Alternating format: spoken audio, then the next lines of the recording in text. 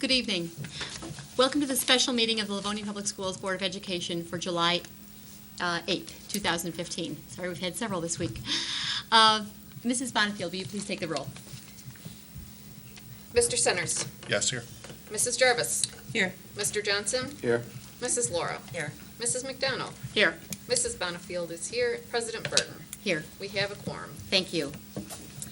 For those of you who are following along at home, you can follow our agenda by going to our website, which is www.livoniapublicschools.org. If you hover over the School Board tab, you'll find the agendas and you can follow along. The next item on our agenda is item 2, audience communications. We do not have any audience present with us tonight. We'll assume everyone's watching rapidly from home. The next item on our agenda is interviews for superintendent consultant search, and that is the purpose of our meetings tonight. We had 3 firms interview Monday evening. We are interviewing 3 others this evening, and the board will be deliberating and making a decision on choosing a superintendent search firm tomorrow evening, Thursday. Mr. Winry, do you have any opening comments that you'd like to make before we begin this evening? Only to let the public know that on Tuesday night, we had a meeting at which we interviewed the first 3 firms, and that should be on the air now if you check our website and our public channel. So if the public wishes to catch up and watch that, they can do so. Okay. And tonight we have the next 3 firms scheduled, and we're prepared to introduce them. Sounds good. Actually, it was Monday night that we interviewed the first 3. Thank you. That's okay. Monday, July 6th. Either way, they're up on the air now. So. Alrighty. The firm that we are interviewing right now is Hazard Young, Attia and Associates, and we have with us this evening Dr. Jim Morse and Ms. Elena Zachary Ross. I'm going to turn it over to you folks, and you can present. Thank you very much, and I appreciate being invited to present our program, the search program, to you. We're the largest search firm in the United States. We have consultants all over the United States, over 100. So we have the ability to draw on, when you do a national search, draw on folks from all over the country. So we'll be going into more detail about that in a second. Our goal, of course, is to assist you in selecting leaders and implementing governance approaches. And our whole key, along with you, is the improvement of student learning and educational opportunities for all children. So that's our focus, and we understand that's your focus as a Board of Education. So that's where we're headed as a firm and what we want to do. As I mentioned, we have over 20 years of service to the nation's school districts. We've done over 1,000 searches. We have a national network of over 100 associates in 27 states, and we're the largest firm in the country. And we have professional relationships with thousands of educational leaders and organizations. Now, what does that mean for you? That means that if we do a national search for you, and we have a candidate in Connecticut, I can call on the consultant in Connecticut and get the information on that candidate, and check with the surrounding districts, with the ISD superintendents, that kind of thing. So we have connections all over the country in terms of really finding out the school. Plus, it helps us in recruiting candidates. That's the key. I remember when I was doing the Lansing search, and I love the student feedback. We always, when we do the profile for you, we always involve students, and they're great with their comments. And one student said, I would like to have someone who doesn't need the job. And I thought that was a great comment from a student. Someone who doesn't need the job. That is, they're doing pretty well where they are now, and we'd like to encourage them to come and take a look at Livonia. And those are the kind of candidates we would like to get. So it's not just people applying, we also go out and recruit candidates. When we look at their profile, we'll go out and seek people that would be good for the job. I just finished last night up Flint superintendent search, and the person they named was a recruited candidate. So that's critical for the board to have someone that has that ability to find that correct person for you.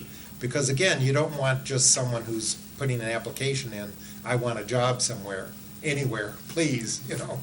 We want someone who basically doesn't need the job, but would be interested in looking in a quality district like Livonia.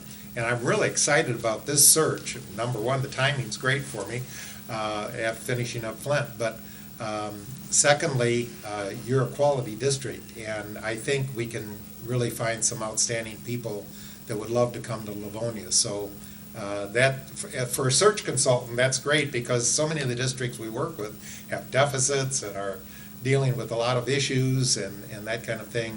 And you have many good things happening in Livonia. And of course, I'll move on to the next one. What do we know about Livonia? I really took some of your points of pride. You know, you're one of the finest school districts in the are.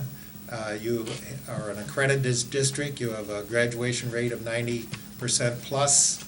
Your MEP and MME scores in the top 25% of the Tri-County area. You have accelerated classes at your middle school and high school. You have high parent involvement, and you're safe and welcoming school district. So these are the kinds of things that I would love to share with future candidates and say, hey, this is a district you ought to take a look at. So that's one of the things we'll be working on. We're committed to customizing the search, and this is what we would do in the planning meeting that we would have several weeks after we're selected.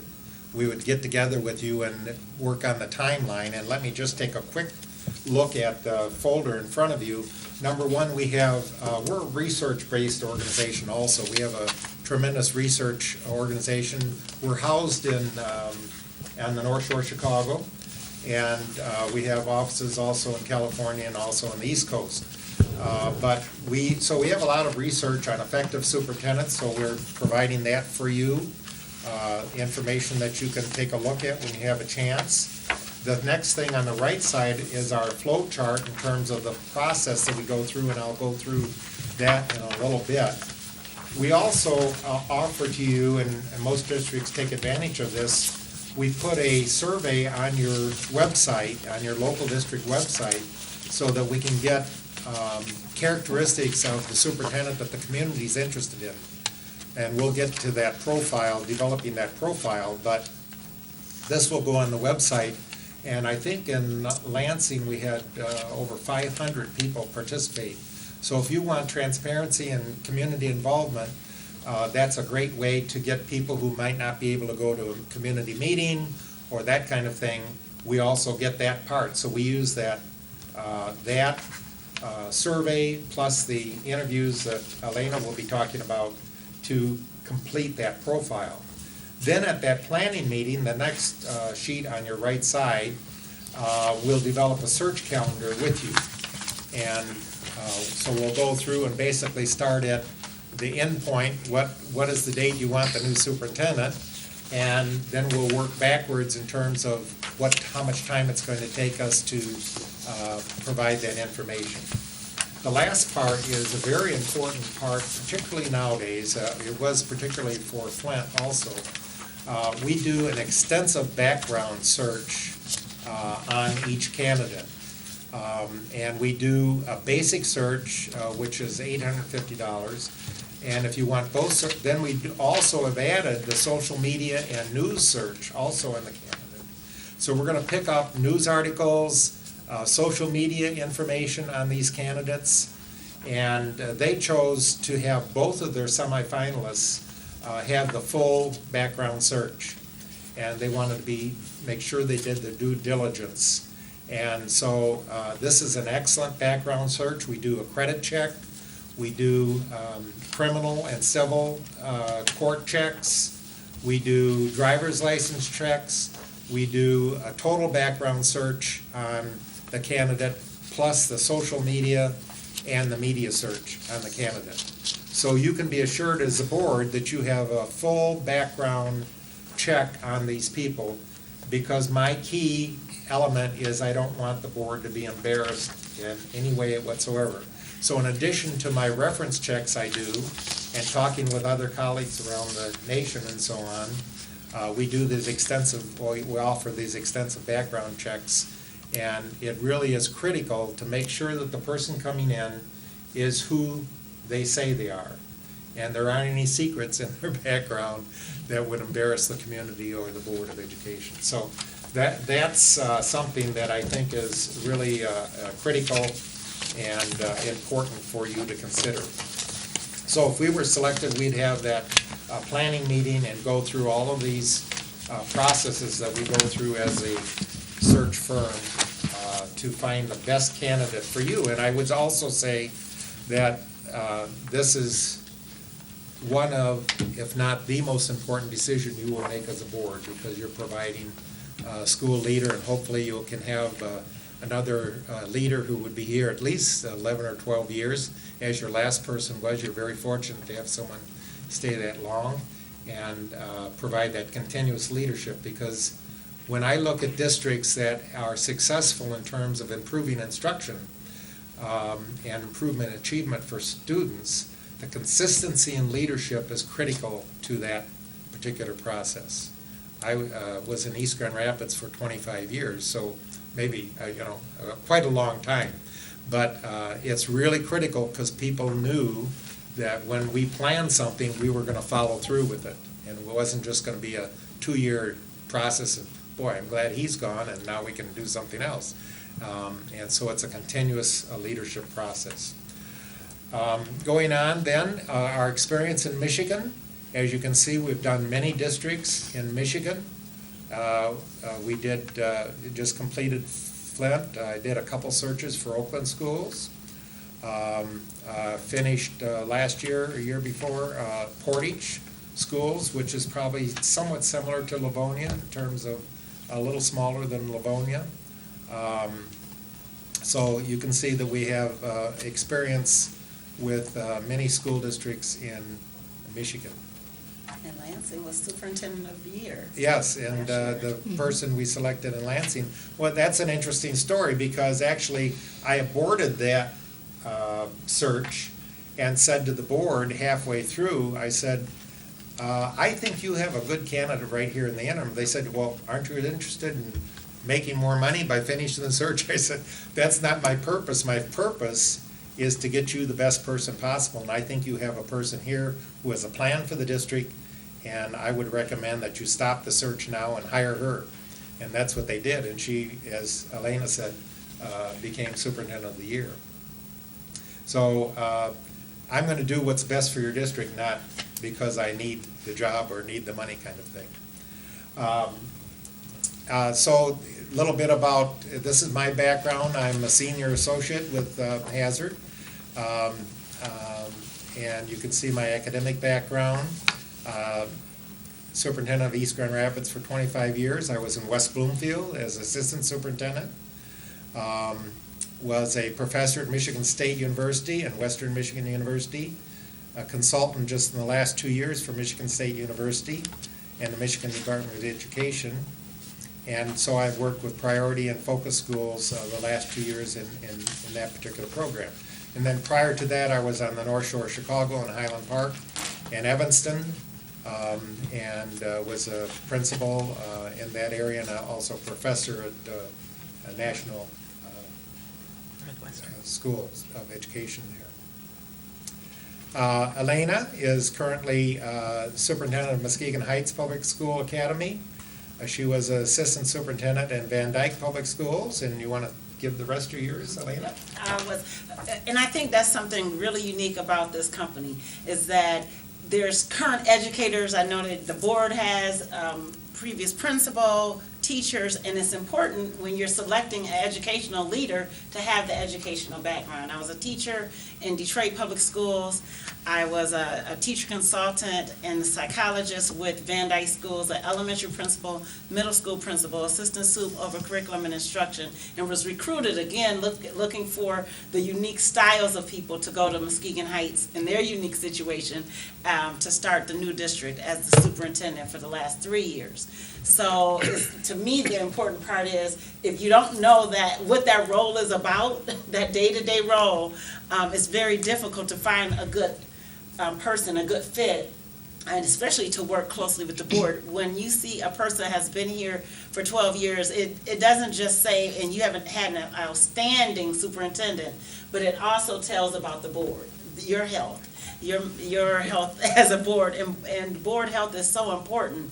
And the fact that you take the initiative to take your MASB courses, that you're involved and engaged, you have children here and have graduates, that's just important to a person coming as a superintendent. And so we look through the eyes of the superintendent versus just finding the candidate. It's important to us because these are colleagues we work with, so that's really important, because when we leave, we still will be working with whoever your current superintendent is. We're not just a firm that's coming in and don't have a connection. I go and sit at the superintendent meetings with people. I go to me, I see everyone, and that connection is important, that was a good fit, because it means a lot also to our name and our reputation. So it's stakes at both ends. And which I always remind board members also, that not only are you searching for the superintendent and interviewing the potential superintendent, but they are interviewing you. Because if it's the kind of person you want, that person's just not going to jump into any school district. They're going to look very carefully, and the first question they'll ask me is, how's the board? And if you have a dysfunctional board, many top superintendents won't touch you. But my intuition is that you folks work pretty well together, so that's really a key for that incoming candidate. If they think that they're going to be working with a excellent board, a trained board, one who really focuses on the children and not political issues, children achievement, that's the kind of district that top person wants to come to. So we do a typical search. We do the planning and leadership profile meetings and forum. And you want to talk a little bit about some of the things we would do in that profile meetings? Right, so that's some of the things that I really like to get engaged and involved with, because in order to get that profile, a lot of times we read the profiles and you wonder, okay, where did they get that wording from? Well, how are they really finding out who we are? So when we say we meet with community members, for example, we'll go to, if there's PTA meetings, if there's Title I groups, if there's a group that's really engaged. I heard you talking about some people are getting together and doing some posters. We'll go to those places where people are and ask to be on the agenda or ask for someone to invite us, so that we can hear from those parents, from the community members, not only the business leaders and city government officials. We also want to hear from the people who are your parents, who are your supporters in the community. Then we go and talk to, obviously, the administrators. We talk to the central office, cabinet, whoever you would give us to talk to, Mr. Murney. But we'd also want to talk to the principals, to a teacher group, so that we can get their perspective to talk about what are they looking for in a superintendent. And then, as Dr. Morris talked about, the students. For example, in Flint, we went to 3 classrooms, and we had, really just led a classroom engagement activity. The teachers let us do it in a history or a civics type classroom, so that we can tie it into a lesson. But we really got some good feedback from students and heard their point of view. Or if they're not available, we can do even leadership teams that are meeting, or the band might have a band camp. So we really take that opportunity to talk to students where they are, so that they can feel like there's an engagement and that their voice is heard. So that all of that information, along with the online survey, helps us to develop that profile. So this is not just a profile, a standard, and we just fill in some words here. We really take the time.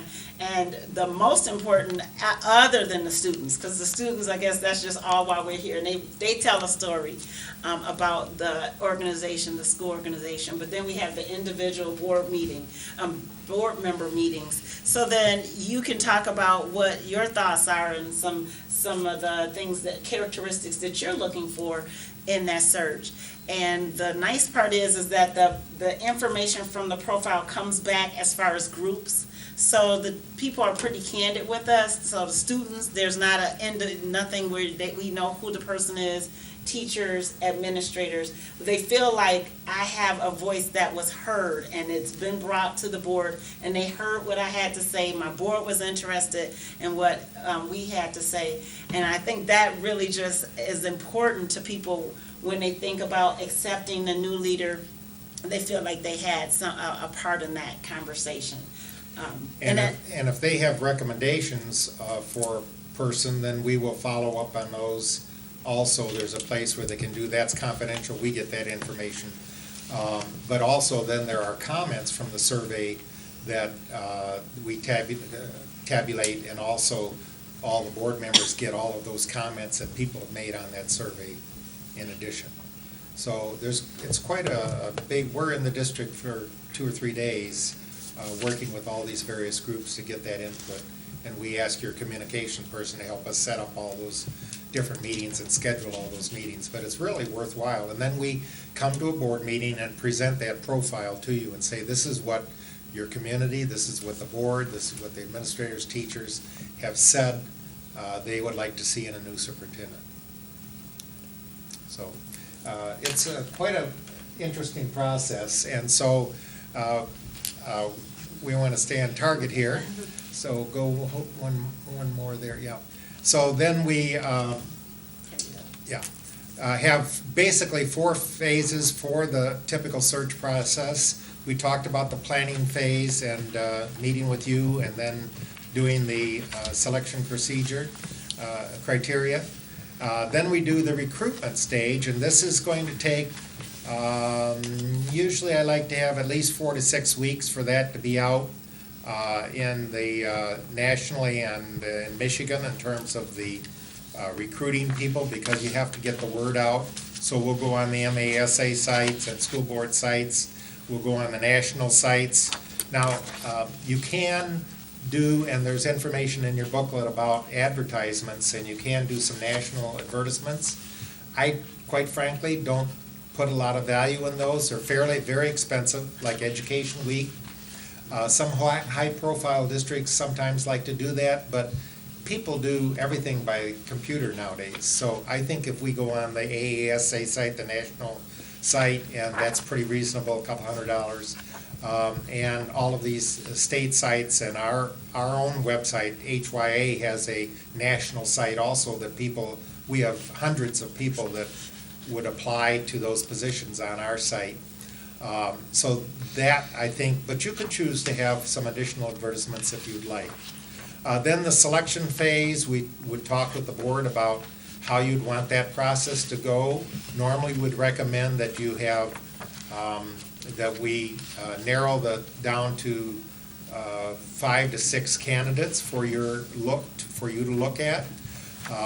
And there's a reason for that, because a sitting superintendent is very cautious about having their name out in the public. And as you know, in Michigan, as an open meetings state, once I present the candidates to the board, you become public information.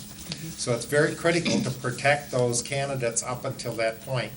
And so they're our property up until that point, so we do not release any of that information, and I can retain their confidentiality up to that point. Now, if you're in Illinois, you don't have to name the candidate until you're in the final, you name your final candidate. Even the community members who interview those potential candidates have to sign an affidavit that you will not disclose the name of the candidate. So they get tons of great candidates. And you notice our universities got that privilege when they complained they couldn't get people to apply because Michigan, they have to be public, and a university president doesn't want to have his university know he's searching for a position.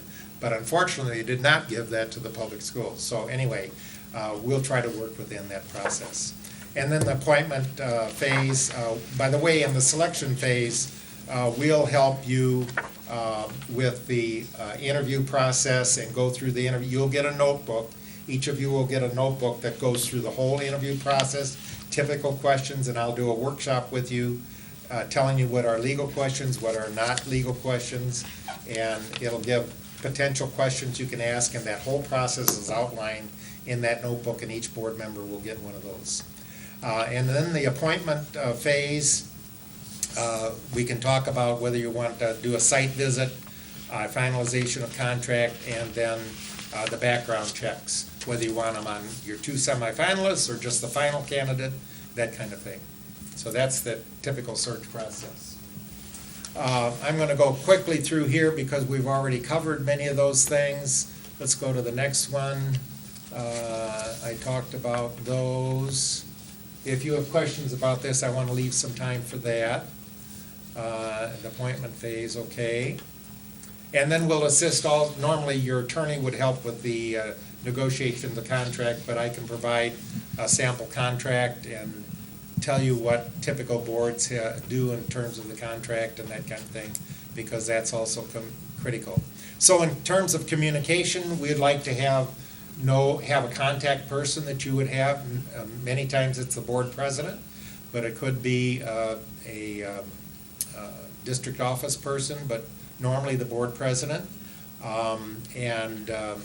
Then we can provide email communication with the board president, and they can transmit that information to the rest of the board. And then, as I mentioned, we'll develop that planning calendar. We'll do an interview workshop with you. We'll help you with the interview script. I usually recommend that the first interview be done with each board member having 2 or 3 questions, common questions, so you can check each person in terms of how they answered that specific question. Usually to get to the second stage, then board members are allowed to go more in depth and that kind of thing. We can talk about that as we get into that. Then we get into the selection meetings and then the closure of the search. So as I mentioned, we have over 100 associates.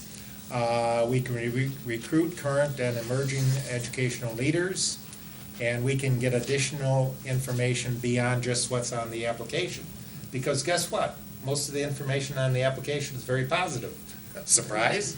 So you want to, what's the other information on this candidate? Let's see if we can figure that out. So we want to work on that. We have some guarantees. Go ahead. Oh, okay, thank you. You want to do the guarantees? Sure. One of the things you want to make sure is, if it's not a good fit, how will you, as the search firm, support that? So a guarantee number 1 is that we'll stay with the search until the board is completely satisfied. You might say, oh, you know what, bring me some more candidates. You know, these right here, we're not sure about, can we bring more? But until the candidate is totally interviewed, selected, and employed, the company is with you. But then it goes further. So guarantee number 2, if the superintendent departs from the position for whatever reason during the first year under any circumstances, and within 2 years if it's the same board in place. Now obviously that's important because you go have the majority goals and now the whole criteria is different from what you looked for. So but if that happens, if the person leaves, we can't control people, but if they do leave within that first 2 years with the same board, we'll go through a new search at no additional cost, of course barring any expenses. And then the guarantee number 3 is that, sure, we're being asked to go and do other searches all over. We would not recruit any person that was hired here by this firm for 5 years. Unless obviously the board said that it was okay, but we would not do that. There's no reason to pay the organization to have the person come and then we say, ooh, it's 2 a years, great, say that's right. such a great person. He did such a great Yeah. job for Livonia. Let's see if we can get him in another school. Yes.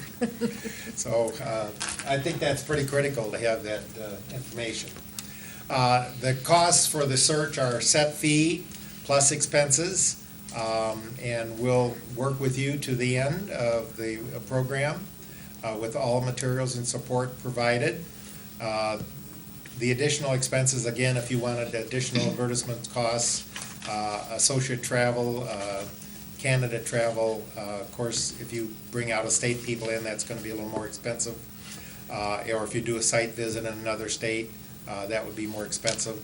But we're both in Michigan, so it's basically just our travel costs mileage costs and that kind of thing. If it's an overnight, if we're staying here for a couple days, might be an overnight hotel or something, but those would be fairly minimal, so. Then, again, as I mentioned, the basic criminal background check, Social Security trace, federal and national criminal record check, driver's license check, educational degree verification, very important that those credentials are from an accredited university and they're actual, you actually have a doctorate, you know, is it a real one? And a credit report, all aliases, investigation of residences, education, and employment for 7 years, university and academic program accreditation. Because let's face it, you can, you know, order a PhD if you want by mail, so you want to make sure all of this is legitimate information. And then, then we would do the media reviews and social reviews, social media reviews also, which today is pretty important to sort through that kind of information. So we would recommend that you do those. We also provide other services, leadership needs assessment, governance workshops, leadership mentoring, administrative evaluation. So we'll provide those other kinds of services also. For instance, Flint is probably going to ask me to help mentor and work with the new superintendent for his first year with the board, because what they've said is in the past they didn't always follow through on the mid-year evaluations and doing that kind of thing, and they want to make sure, and that first year is so critical with the new person. It's like a honeymoon, you know. You've got to do things right to get that marriage. And so I will be working with them in terms of goal setting with the board and the new superintendent. So those are clear goals, smart goals that are measurable, and everyone agrees this is how we're going to measure how successful this new superintendent's going to be. And then would help you organize the mid-year evaluation, and we insist, I ask them to put it in their contract even, that you have a mid-year evaluation. Normally that's in November. And then one in March, because as you know, if you want to let someone go, you have to have 90-day notice for administrators. So we would go through that whole process and work with that person, kind of mentoring them for that first year to make sure things are going well and we're not forgetting to do some things that need to be done in that first year. So that's additional cost, but that's something if the board would like that kind of support, that would be possible. So we're research driven, as you see from the piece on educational leadership. We have meaningful stakeholder involvement. We'll identify district successes. We have additional network of associates. We can get confidential, hard to obtain information. We have a full office in the North Shore of Chicago. Also, we have one in California and on the East Coast. And we provide a full continuum of leadership and governance support. So the last, to give you time for questions, as we mentioned, we're the largest firm. We're research-based and customized to meet your needs. We have had over 1,000 searches. And here's an interesting fact here at the bottom, a history of success. How about the 296 superintendents hired since 2000? 80% are still in their position or retired from it. 10% stayed between 4 and 8 years, on average 5 years. So that's a critical thing. How long do your recruits stay in your school district? So that's kind of the difference that we provide as a firm. In fact, the Flint, we didn't even have to present at Flint. They just said, we want HYA to do our search. They had it funded by the foundation. And the foundation wanted to make sure it was done right. And so we were hired to do that search because, as you know, Flint has some critical needs. So they said, we got to get the right person, and they were very pleased. In fact, I'll be happy to give you the name of the board president. You can talk to the board president, Mr. Oliver, about whether he was satisfied with our search or not. So that's kind of our presentation. So what questions do you have? Questions from board members? Mrs. Bonnefield? I have a couple. One of the questions I have is, and you guys are very familiar with the state of Michigan and the issues that we're having right now. I think one of the concerns is that, how do you find out-of-state candidates coming in and assimilating to all the craziness in Michigan? And I'm sure every state has their own craziness, but how do you find the hiring someone from out of state is working in Michigan? Michigan is a little bit challenging in terms of getting out-of-state people to come in here. That's true. But most, the top people are looking for quality districts to work in. And the key for them is really the quality of the Board of Education and the community. And if they see that the community is supportive and the board is supportive and works as a team, then they feel, and I always felt with our board, if we work together as a team, there'll be problems every day. There'll be issues we're gonna be dealing with every day. But if we focus like a laser on the student achievement and how we're gonna do that best, top-notch people really like those challenges. Okay. So I think they can deal with the issues in Michigan. I'm hoping that we'll begin to resolve. It doesn't look like it so far, but, having 3 different tests in 3 different years, kind of like, how do you help districts fail, But I think we can bring, we just got outstanding. I had 27 applications for Flint, and just outstanding people. In fact, the board president said, do you have a B list if something doesn't work out with these 5 or 6 that they interviewed, 6 people, I think, 5 or 6 people. And I said, oh yeah, I got it in my back pocket, a couple more if you need. I really had outstanding candidates, so I'm very hopeful that we could find a top-notch person for you. Okay. My second question is, I was really impressed about the way you talked about getting the stakeholder groups. My one question though is, you talk about putting the button on the website. How do you drive, or is that partly just our media push to drive people to that survey on the website? We would work with your communication department to encourage people. You might send notes out to the PTA people if you have an email list, encourage people to, and you can pick 6 different groups that you want represented on that. So you could have community members, usually it's board members, administrators, teachers, support staff. You could have students, you could have community members, you could tie your parents into the community members, so you have 6 different, and when you get that survey back, then it has each of those separate groups, and you can see what are the parents saying, what are the administrators saying, what are the teachers saying, and many times those are somewhat different in terms of the skills they would like that person to have. And they have to prioritize those skills. So it's just not, this list of walks on water and all that kind of thing. They've got to say, what's your highest priority for this person? Okay. So in Flint, for instance, because of the financial challenges, someone with finance background and understanding, having dealt with deficit budgets and so on, was very important for that. So that was one of the higher things. In yours, it would probably be focused more toward academic achievement and programs for children and that kind of thing. Okay. And to answer that a little bit even more detail, what some of the things we do is when we're meeting with those stakeholder groups, like if it's a union president who really already has a distribution list, they sent out the link. Okay. So then all the teachers got it and it wasn't, you tried to hide it. Then if it was the administrator, someone sent out that link so that not only was it on the website and not only did the board or HR department do it, that was a personal, we try to make it in education, it's about relationships, so it's personal. So we would talk to them and say, please tell them that if they didn't come to this meeting, there's an opportunity. Okay. So we talk to them about the opportunities to give feedback, so then that's understood even within those groups. Okay.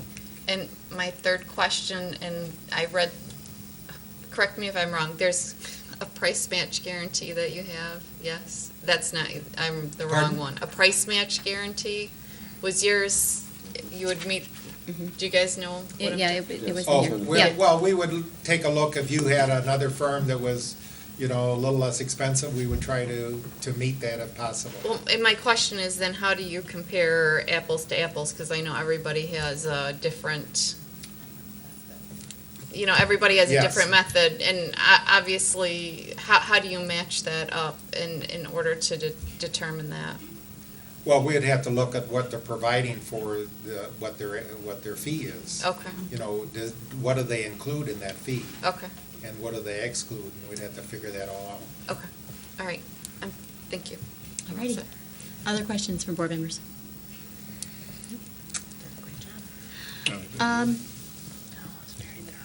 I have a couple questions. I see you've done, on your slide, you had a number of Michigan searches. As far as your more recent searches, say within the past 5 years, it seems to me from my information there have been about 4 or 5 within the last 5 years. Is that correct, or am I Yes. missing something? Let me, Pull it up on that one, 'cause then I can see. oh, yeah, right. Let's see if I can go there. Flint obviously was recent, as it closed last week. Right, It looks to me like Portage. Portage was more, one of your more recent searches. right.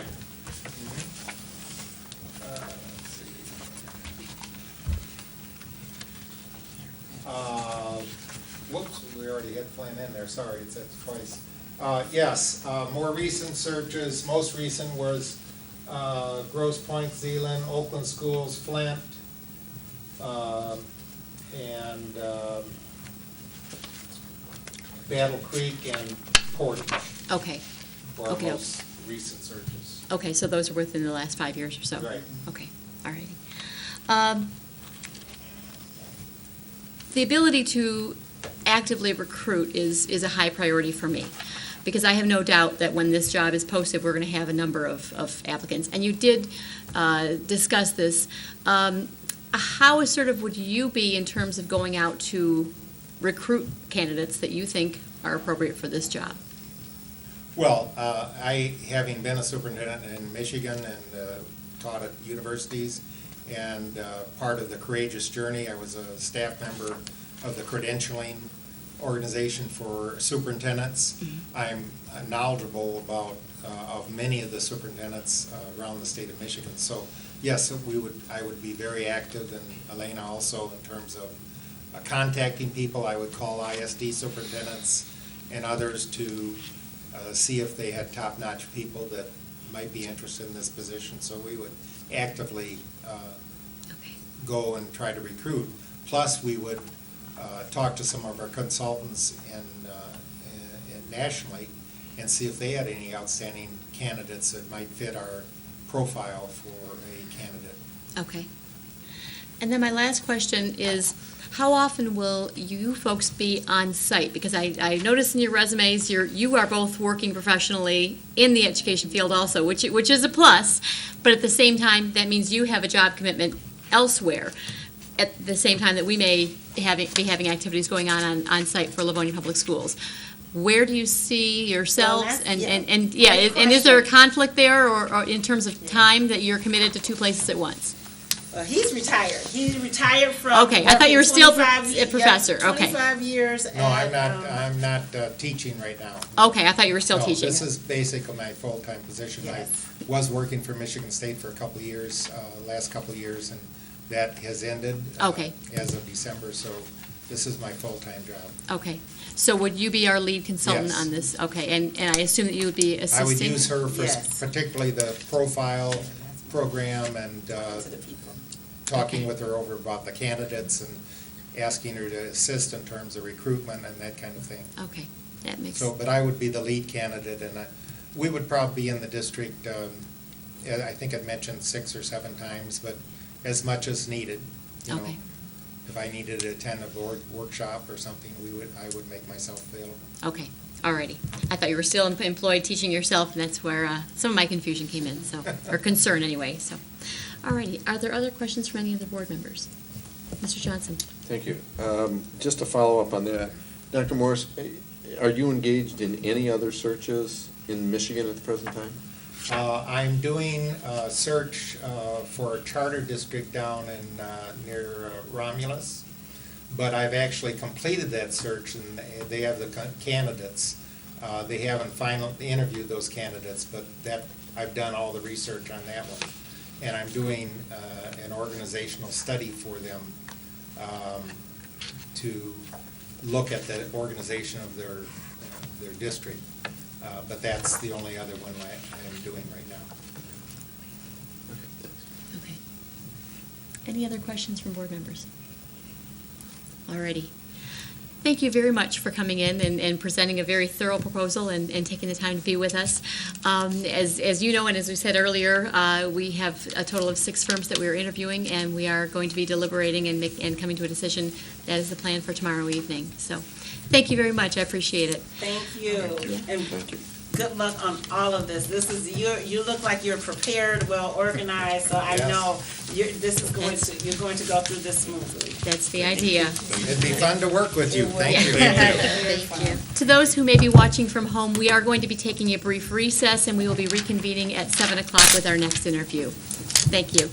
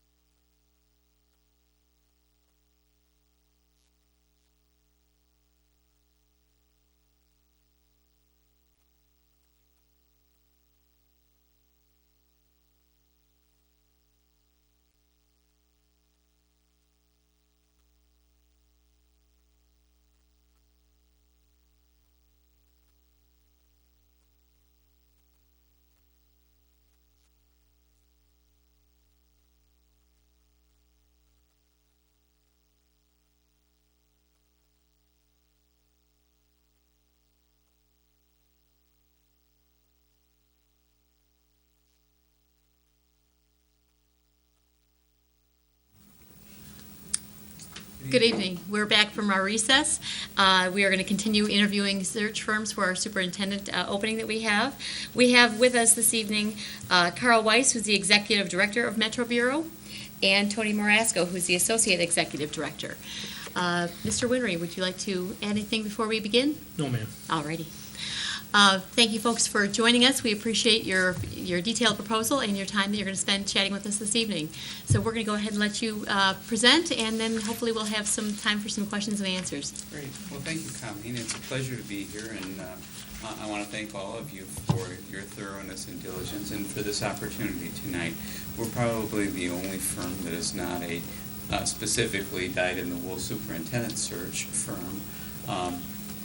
And so our approach is a little bit different, although I think you found probably from reviewing the credentials that everyone has provided that the processes for all the firms are very similar, and that we're not an exception to that at all.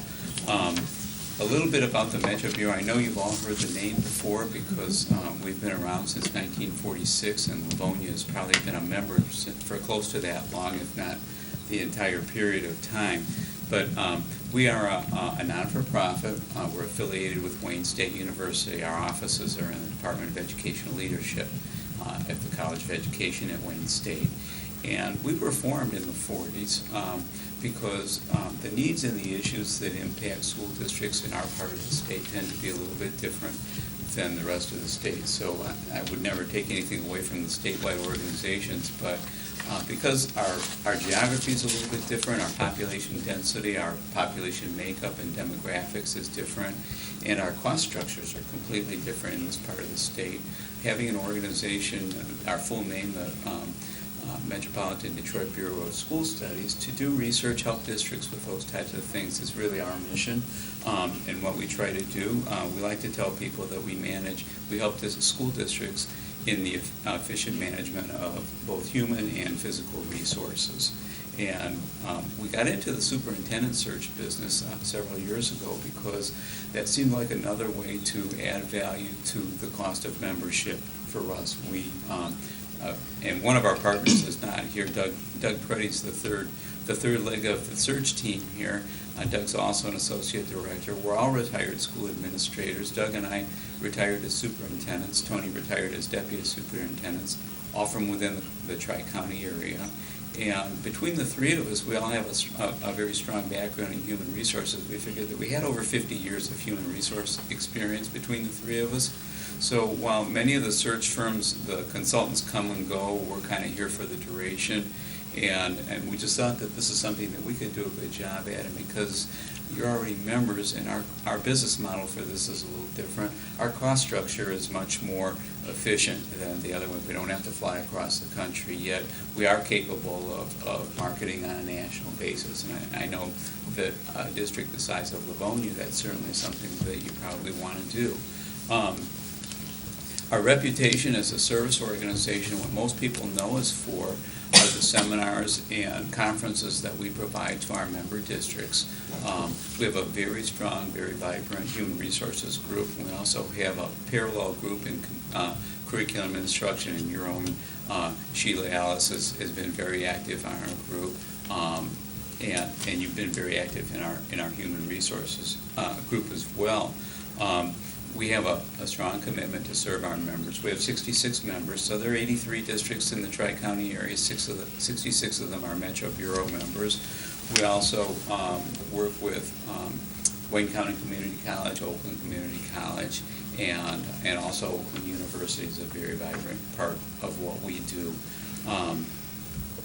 In terms of our working with school boards, one of the things that we're very proud of is that we make a conscientious effort to get to know the district. We're already local, so we already know a lot about you through our experience. I was superintendent just down the road in Romulus, and prior to that, I was a deputy superintendent in Dearborn Heights. I spent the last 15 years of my public education career here in Wayne County. Tony has also worked in Wayne County and Oakland County, and Doug is pretty much a lifer in Wayne County as well. And he retired as the superintendent in Allen Park. So we're very familiar with our county and the needs, the pluses and the minuses of working here. But we also know that probably the most important, the most high-risk decision that a school board ever makes is the selection of a superintendent.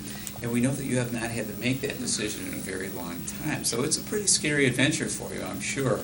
And it's our job to make sure, because we want to keep you as Metro Bureau members after this. We want to make sure that we're still friends if we're to get this job, or even if we don't. So we have a vested interest in the success of that. And I want you to know that we know that our job doesn't end with the signing of a contract either. We want to make sure that the break-in period goes smoothly, and there's a number of things we do with superintendents and boards, if you're interested, just to make sure that, I like to kind of draw the analogy, there's the wedding and there's the marriage, We want to make sure that the marriage goes smoothly and gets off to a great start and has a long and fruitful future. So we have an interest in nurturing that along. So the first thing that we do is we take the time to get to know you individually as board members and collectively as a board, and trying to hone in on what you're looking for in the perfect next superintendent of Livonia Public Schools. We try to ferret that out. That helps us with the first phase of the process, which of course is recruitment. We know that you probably want to cast a very broad net, if not the world over, certainly on a national level. And with technology, it's very easy and actually very inexpensive. The cost of doing a national search compared to a local search is not significantly different. So you notice in our pricing structure that we did put in some added costs, depending on what you want to do for print advertising. That's about the only cost. The best online advertising sources are no charge at all. And so we want you to know that up front. But we are prepared to do all the marketing that you would like to do. But none of that will help if we haven't done a really good job of creating that superintendent profile. So that involves meeting with the Board of Education, holding a series of community meetings. We want everybody to feel, anybody that feels that they want to have a say in this process, we want to give them an opportunity. And we do that through online resources. We also offer a kind of a short open-ended survey, and we have a longer, more detailed survey that is actually based on work done by the Interstate School Leaders Licensure Consortium, who have developed standards for school leaders. So we have one that's linked to a research body, and then we have one that just asks a couple of open-ended questions. What would you like to see in Livonia superintendent? We know, and you know, and your community knows, that it's really your job, not the community's job, to hire the superintendent. But you want to do that knowing what you're getting into and having input certainly from your community. So it's our job to help facilitate that process. That's kind of the getting off to a good start aspect of this, because if you've ever seen a search go south, and not many of them do, but it's usually because the beginning was bumbled and people felt like they weren't involved, weren't welcome to be a part of the process, and we don't want to exclude anybody as far as that goes. We also have worked with MASB in the past and done board workshops, and we've worked with some local school boards on building that superintendent-board relationship and making that into a successful, productive team. Tony's going to tell you a little bit more about our recruitment phase. Our recruitment is probably the same as the other people that you talked about. I mean, there's only really one way to do it, and that's get out there and recruit. How do we do it? Well, we have a brochure, and you have a copy of it in the packet.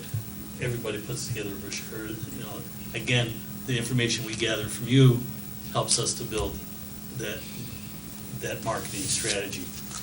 We do mass mailings, we targeted mailings, and personal calls to potential candidates. One of the things we have to understand, there's a difference between an applicant and a candidate. And you hear all the time that there were 65 applicants. Well, now that 65 applicants, there are only maybe 7 candidates.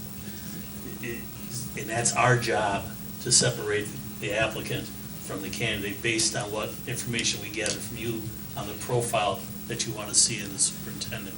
And that's very important, because it's always great to hear that you had, an X amount of applicants, but when it gets down to it, who are the ones that you really want to apply for the job? And that's our job, to separate those few. So how do we kind of do that? There's superintendents, There's assistant superintendents, deputy superintendents, first line administrators, and building leaders. You have to decide in your profile what area you want to target.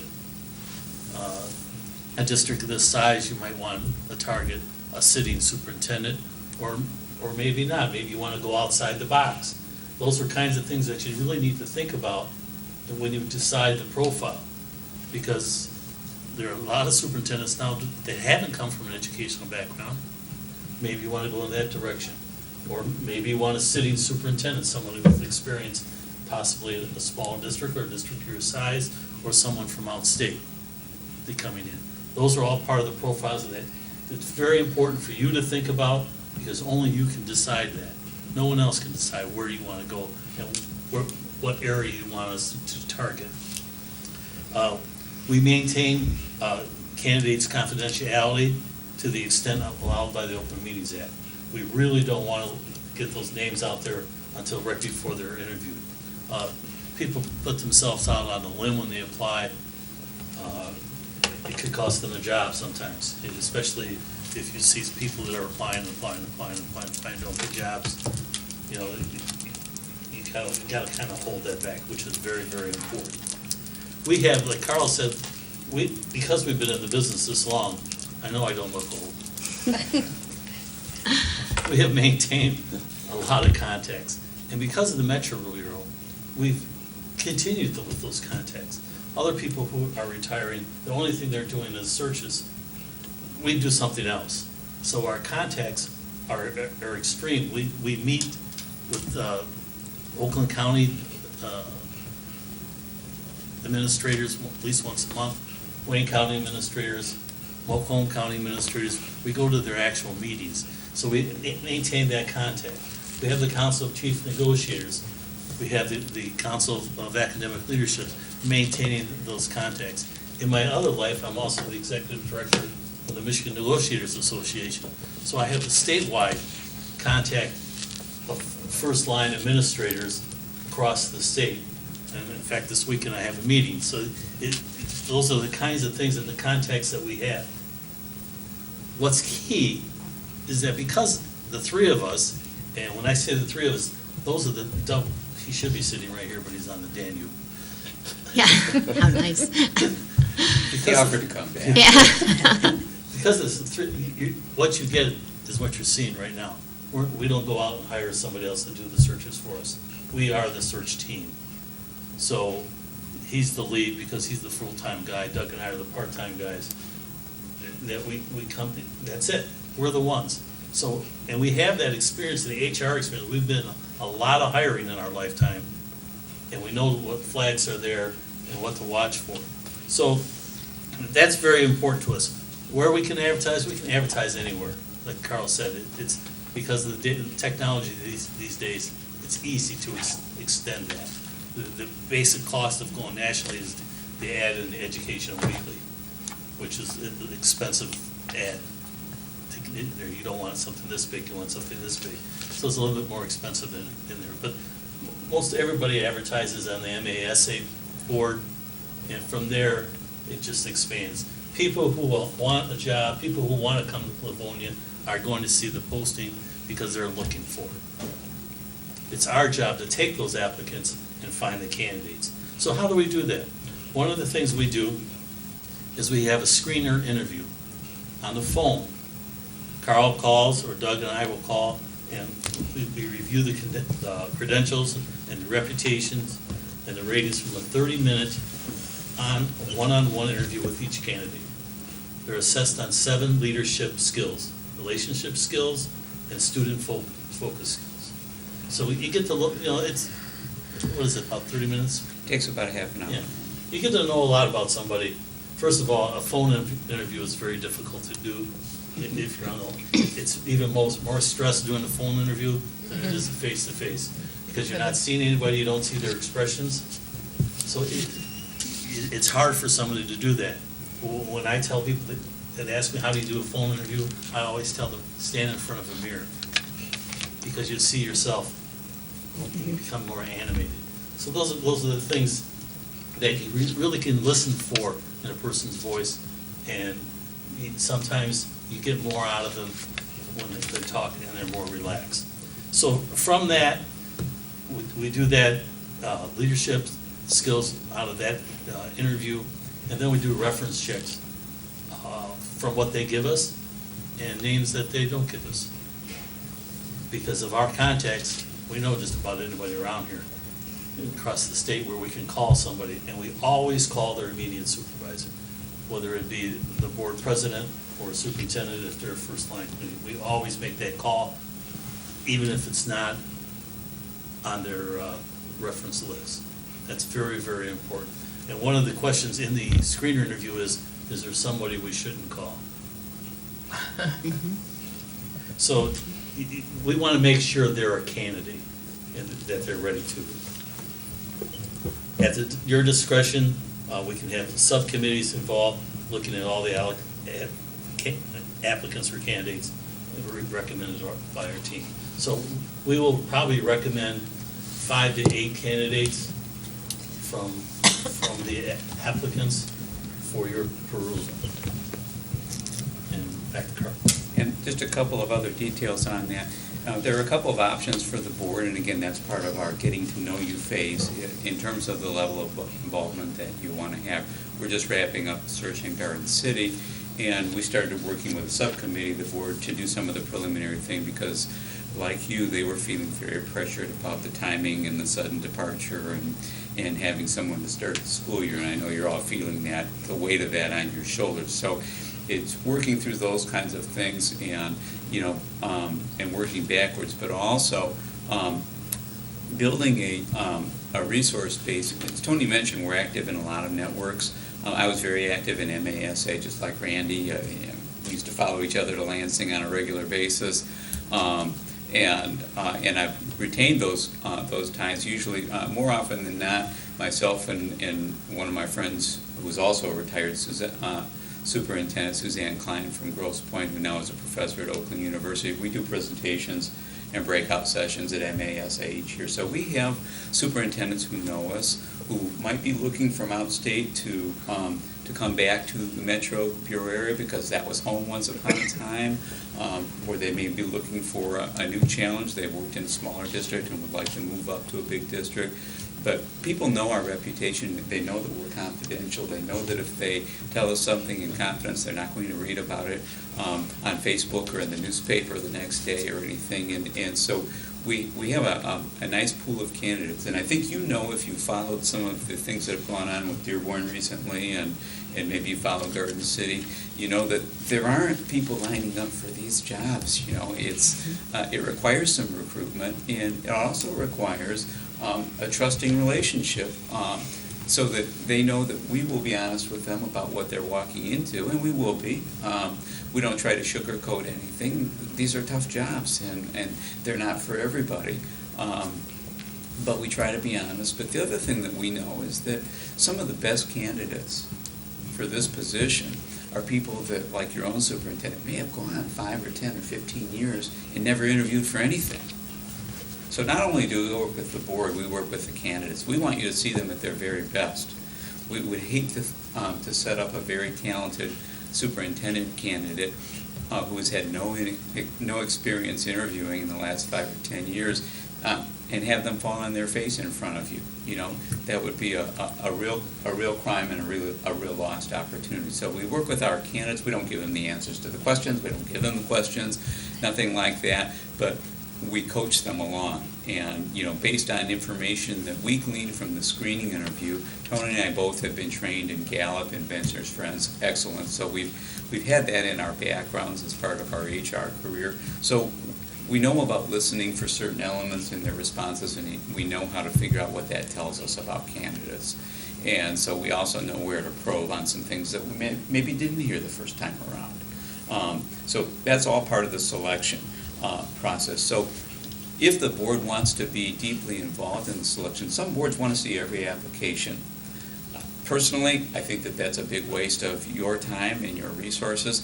That's what you're hiring your consultants to do, but we will gladly involve you to the level that you want to be involved. what we consider to be our job, though, is to cull through that list of applicants, as Tony referred to them, and figure out who the candidates are. And we'll bring you a slate of candidates. Maybe it'll be a little bit more than what we really expect you to interview, and we'll have we'll organize a session, a closed session, where we prepare you and kind of train you a little bit, and then an open session, with the names redacted from the credentials, so all you're looking at is credentials, so that we can have a comfortable conversation. We'll train you in that so that you're not demeaning anybody or saying anything bad about somebody, but you're talking about what you liked about certain candidates. And we'll help you build that consensus that we know is very important with boards in terms of who you want to interview, first of all. And you may have some candidates, you may have some people that you'd like us to call, but you can't do that. It wouldn't be ethical for you to do that as a board member, because that would be improper. But you can ask us to do it, and we can do that for you. We're happy to do that, if there are people that you'd like to have. We also always encourage internal candidates, whether or not you expect someone to come from the inside or not. Closing those doors and slamming them in somebody's face can have negative ramifications, not only for board members, because this is your community, but also for whoever gets to be the next superintendent, because, everybody wants to feel like they could have had a chance at this if they wanted to have a chance. And our recommendation is always, don't exclude anybody from that, from that first application phase. Cast a broad net. And then in the selection, that's where you do that, and that's where we help you. Just want to back up just a little bit, and that's on knowing what your community wants. We know it's your responsibility to hire the superintendent, but you always like to have that community involvement. And we would suggest that you do that with 1, 2, 3, 4, however many groups that you want to do it with, and get what they think the superintendent should be. It helps to build that profile. And we can do that in several different ways with meeting a community group. And we also developed a survey that we can send out, and they can actually do online and get it to us. And then we'll break that out into what the community feels that the superintendent profile should look like. Again, it's our job to look at the candidate and the applicants and make sure they are who they say they are.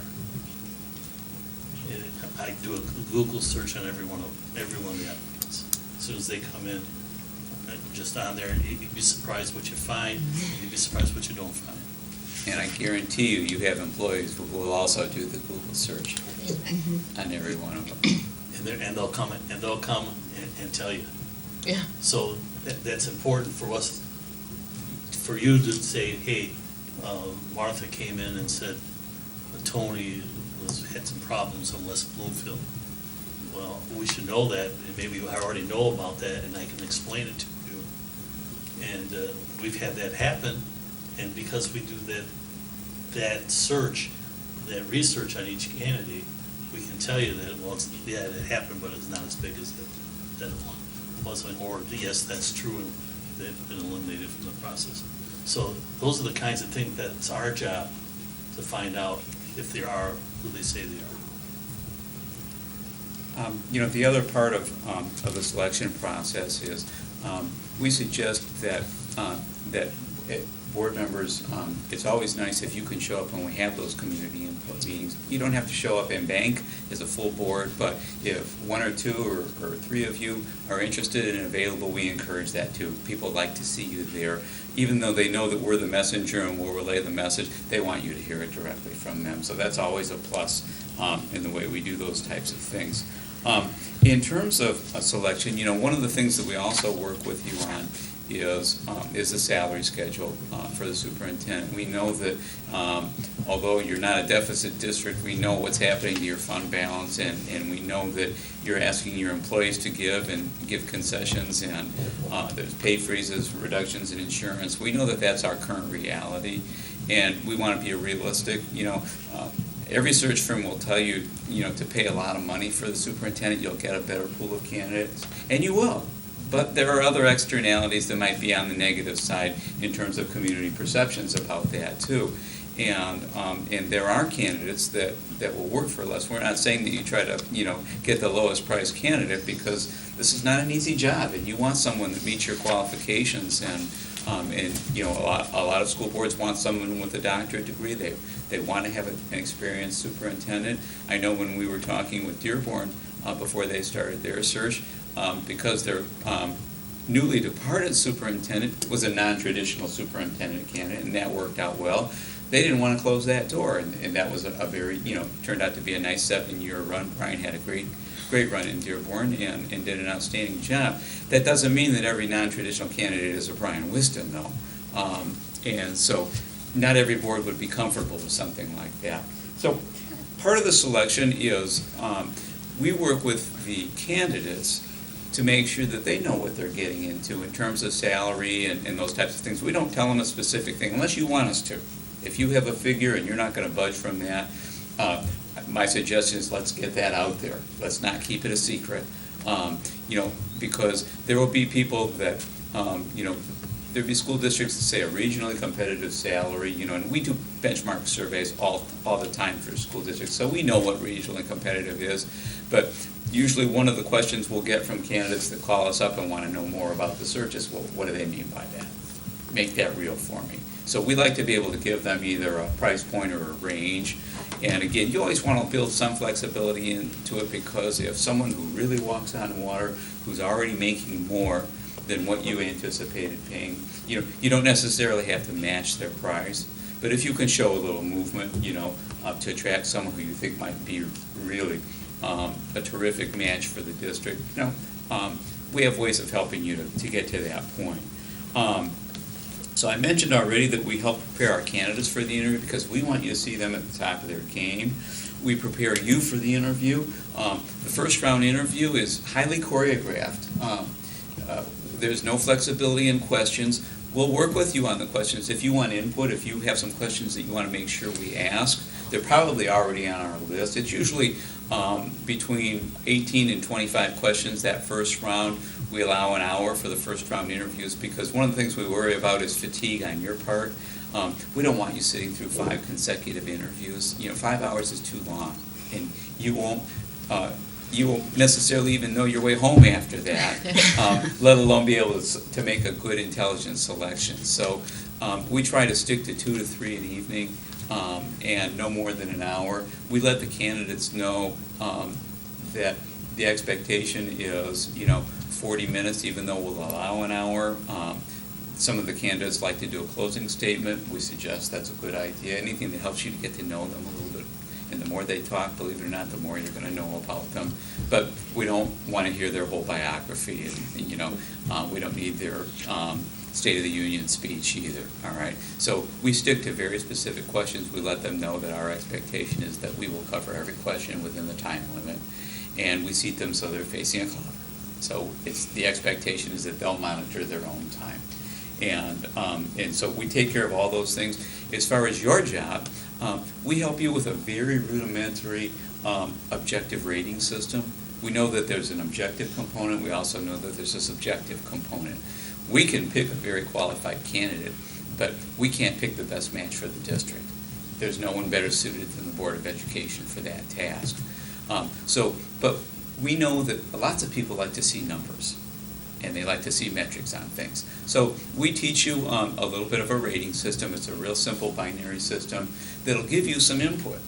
And we'll do roundtables at the end of each interview, and we'll collect that data and put it on a spreadsheet so that you can look and see how you rated candidates compared to your peers on the board, and which candidates had the highest numerical ratings. Now maybe not. That's going to coincide with who you felt would be the best match, but it's information. That's all. And so we want you armed with information, because you're making a very important decision. So that's all part of the training. The second part of phase 2 of selection, so you're going to interview, as Tony mentioned, 6 to 8 candidates most likely. We know that sometimes those candidates are applicants or candidates in other districts too. So we try to work with them so that we don't get any surprises. Our worst nightmare is the board setting their sights on John Doe or Jane Smith and only to find out in the 11th hour that Jane just signed for District XYZ. And now that they've only asked one candidate back, and he or she is gone, we didn't get to him in time. And so we work very hard to make sure that that kind of a nightmare doesn't happen. It makes us look bad, makes you look bad, and it's nobody's fault really, but you blame it on lack of planning. So one of the things that we instill with our candidates is that if you get an interview, and if that interview results in an offer, are you prepared to accept that offer? We ask that question to candidates about 5 different ways at every step in the process. Because, please come clean to us. We recognize that Livonia may not be the only district you'd apply in. That's not necessarily a negative. It may be to some of you, but in our book, it's not going to disqualify you. We want to know that so that we can help, and we'll do what we have to do. And if we know that the board is leaning toward a candidate, but they are somewhere else, we're going to be upfront with you on that too. And we always suggest bringing back more than one finalist. Sometimes it's really clear cut, and there's only one person that the board would even consider. And we don't ever suggest you interview somebody you wouldn't consider hiring. That just gets ugly down the road. But we'll help you to select multiple, and we'll help build that consensus. And then the final round is a different format. Again, after the first round, you'll know how they do with a Q&A, all right? But a big part of the job of superintendent is other forms of communications too. You don't see superintendents going through question and answer every day in their day job. There's making presentations, there's communicating with groups. So one of the things we do in the final round is the first part of the final interview. We ask the candidates to give a 10-minute presentation on a topic of their choosing. They could recycle something they've already done in their current position. They could create something especially, or they could tell us a little bit about their 90-day plan, what they plan to do if they do get this position, their first 90 days on the job. We want to see what they select, because that's very telling, first of all. And we also want you to be able to assess their communication style. Are they reading every PowerPoint bullet? Are they speaking from the cuff? Have they done their homework? Is the flow natural and comfortable? Because what you see is going to be predictive of what you're going to see on the job. So we want you to know, what you're getting in that regard. Are they effective in a different format? All right. And the second part of the final round of interview is more in-depth questions, but fewer questions. We recommend set no more than 10 questions that last interview, but the questions are much more in-depth. We want you to see them think on their feet. We give them a scenario, a challenge, a situation that they may or may not have ever encountered, and we want to know how they think through those kinds of things. All right, so it's a little different than the first round. Again, those are things that we've learned, little things in our bags of tricks that we've learned as human resource administrators that we bring to this process. One of the things that we also do is we're not attorneys, and we don't want to pretend to be attorneys. None of us wanted to be an attorney when we grew up. But Except one. We have one attorney on the board. None of us. We're glad that you're an attorney, but we're also glad that we're not. We'll leave it at that. But we will help with the contract negotiation process, and we'll work with the district's attorney on that, because that's if you end up getting in trouble because of something that is or isn't in the contract, your attorneys could be the one called to defend you, not us. Yeah. So we want that, but we also know that you don't necessarily want your attorney negotiating the entire contract, and there's very good reasons for that. Again, we have a lot of market data, and we work with the candidates to make sure they know pretty well that the new candidate's going to get a contract that's very similar to Randy Lieba's, or that they're not. And here's what the board is interested in doing in a new contract. So we work with them kind of globally as we move them through the process. And then when we get to that final round, we like to simplify it again. We don't want somebody coming in here thinking that they're going to be making $300,000 a year in Livonia, because I'd be very surprised if you told me that's your current reality. I know you'd love to pay it, but I know you don't have it. And I know that when you do that, that opens up so many cans of worms with your current employees and employee groups that you can't afford to do that. And most people get that, but there are some people that don't necessarily believe that. They believe that they're such an incredible gift to Livonia that you would gladly pay that for them. So we want them coming in with very realistic expectations in that regard, and we want you to have realistic expectations. So, if you tell us that you're gonna pay $90,000 for your next superintendent, we're gonna tell you what you're going to attract for that, and maybe that's okay, and maybe it's not. But we want you to know the reality, and we've experienced that. We don't quit once the board votes for an employment offer. We help you work through it. We help you work through a contract that's fair and equitable for both sides, and we'll work with your attorney on that as well. And we have a very good reputation in that regard. And then finally, again, I think our biggest strength is not the number of superintendent candidate searches we've done. I'll be honest with you, in 2 years we've done 3. All here in Wayne County, coincidentally. We've done Wyandotte, Dearborn Heights 7, and Garden City. They've all resulted in the board selecting a candidate, but we also tell every board that this isn't about compromising. If you interview and you're not happy, you don't believe that anybody really meets your standards, then tell us. We'll go back to the well, we'll repost, and we'll refigure things. We don't want you to compromise your standards because it's not going to go well for you, and it's not going to go well for us either. And so we'll work with you on that basis. And we also give a very similar guarantee that all the other search firms do, that if for any reason the superintendent you select leaves within the first year, we'll do a warranty job, and we'll do it with a smile on our face and every bit of energy and integrity that we do the first time around, because our reputation is very important to us. We have a good reputation in this region and in this state, and we want to maintain that. So we'll do whatever it takes to get you to that right candidate and make sure that it works for you. And again, people trust us, people like working with us. We know that every time we've done a superintendent search, we've had candidates who didn't get hired the last time around who have contacted us. We know that people routinely contact us because they're thinking about applying for jobs, and maybe we're not even involved in the search, but they want to know what we know about the district, because they know we usually do know some things, and we can help them make those kinds of decisions. So that's the reputation that we have. We feel that our cost structure puts us in a favorable light. I don't know what the other bids came in at, but I would be very surprised if we weren't on the low end. And it's not because we're trying to give you a bargain, it's because we can do a good job, and because they're already working part-time and I'm already working full-time. This isn't getting out of bed money for us. This is just part of what we do as part of our jobs. With that, I'll open the floor to questions. Okay. Mrs. Jarvis. Thank you. I noticed in your proposal that you have a multi-level of searches, different varieties of searches. Could you please address those? Sure. Sometimes districts want to fast track. For instance, the very opening question with the Garden City Board was, how fast can you do this? Not that they want us to compromise and rush through, but they were very nervous about the timeline. We knew that was a huge issue with them.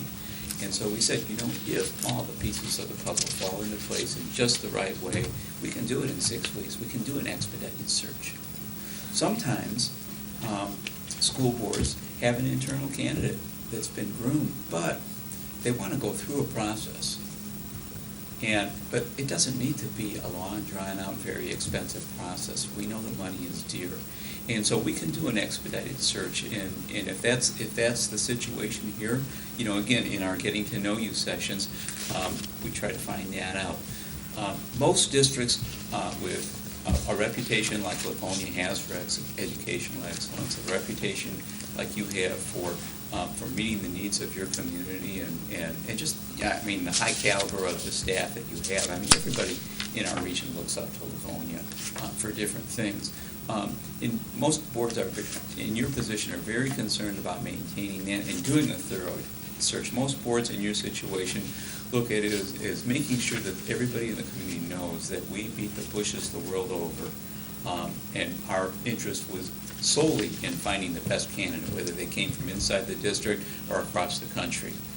We wanted to cast a broad net. And I would assume that, but I don't want to make that decision for you. So we will make a search to your specifications, and we'll tell you the pros and cons. And we are very upfront with the Garden City Board about, the pros and cons of doing that expedited search. And we were honest with saying that, because when we got started with them in early May, we were very honest with them about the pitfalls of doing this in July. July is just not a good month for this. There's a season for superintendent searches. I think you know that. Just like there's a season for deer hunting. Hopefully ours doesn't involve guns. But there is a season for it, and we're not in prime time right now, and you may want to go with an interim and give us, or whoever the search firm is, some time to really do some serious recruiting and take your time on this. And if that's the case and you're comfortable with an interim, that's great. But you also know that there's externalities with that, in that having an interim on board is not the same as someone who wants a long future here. It's not the same in how people in the district relate to them. It's not the same in terms of getting the collaboration with the board either. Everybody's kind of in temporary mode. So we will customize basically to meet your needs. Are there other questions from board members? Mr. Johnson? Yes, I don't know whether you want to call it a policy or a rule of thumb, but if you place a superintendent, for how long a period of time is that superintendent off limits from other searches? Well, we, unless the board specifically asks us to tap certain people for the job, we don't call up everybody. We do a generalized search. We have a monthly newsletter, perhaps you've seen it. We do 10 newsletters a year that goes out to every district in the state, whether they're members or not. We kind of want them to know we exist and who we're about. So we use that database to send out an electronic version of the search brochure, whatever we develop with you. But we don't actively recruit.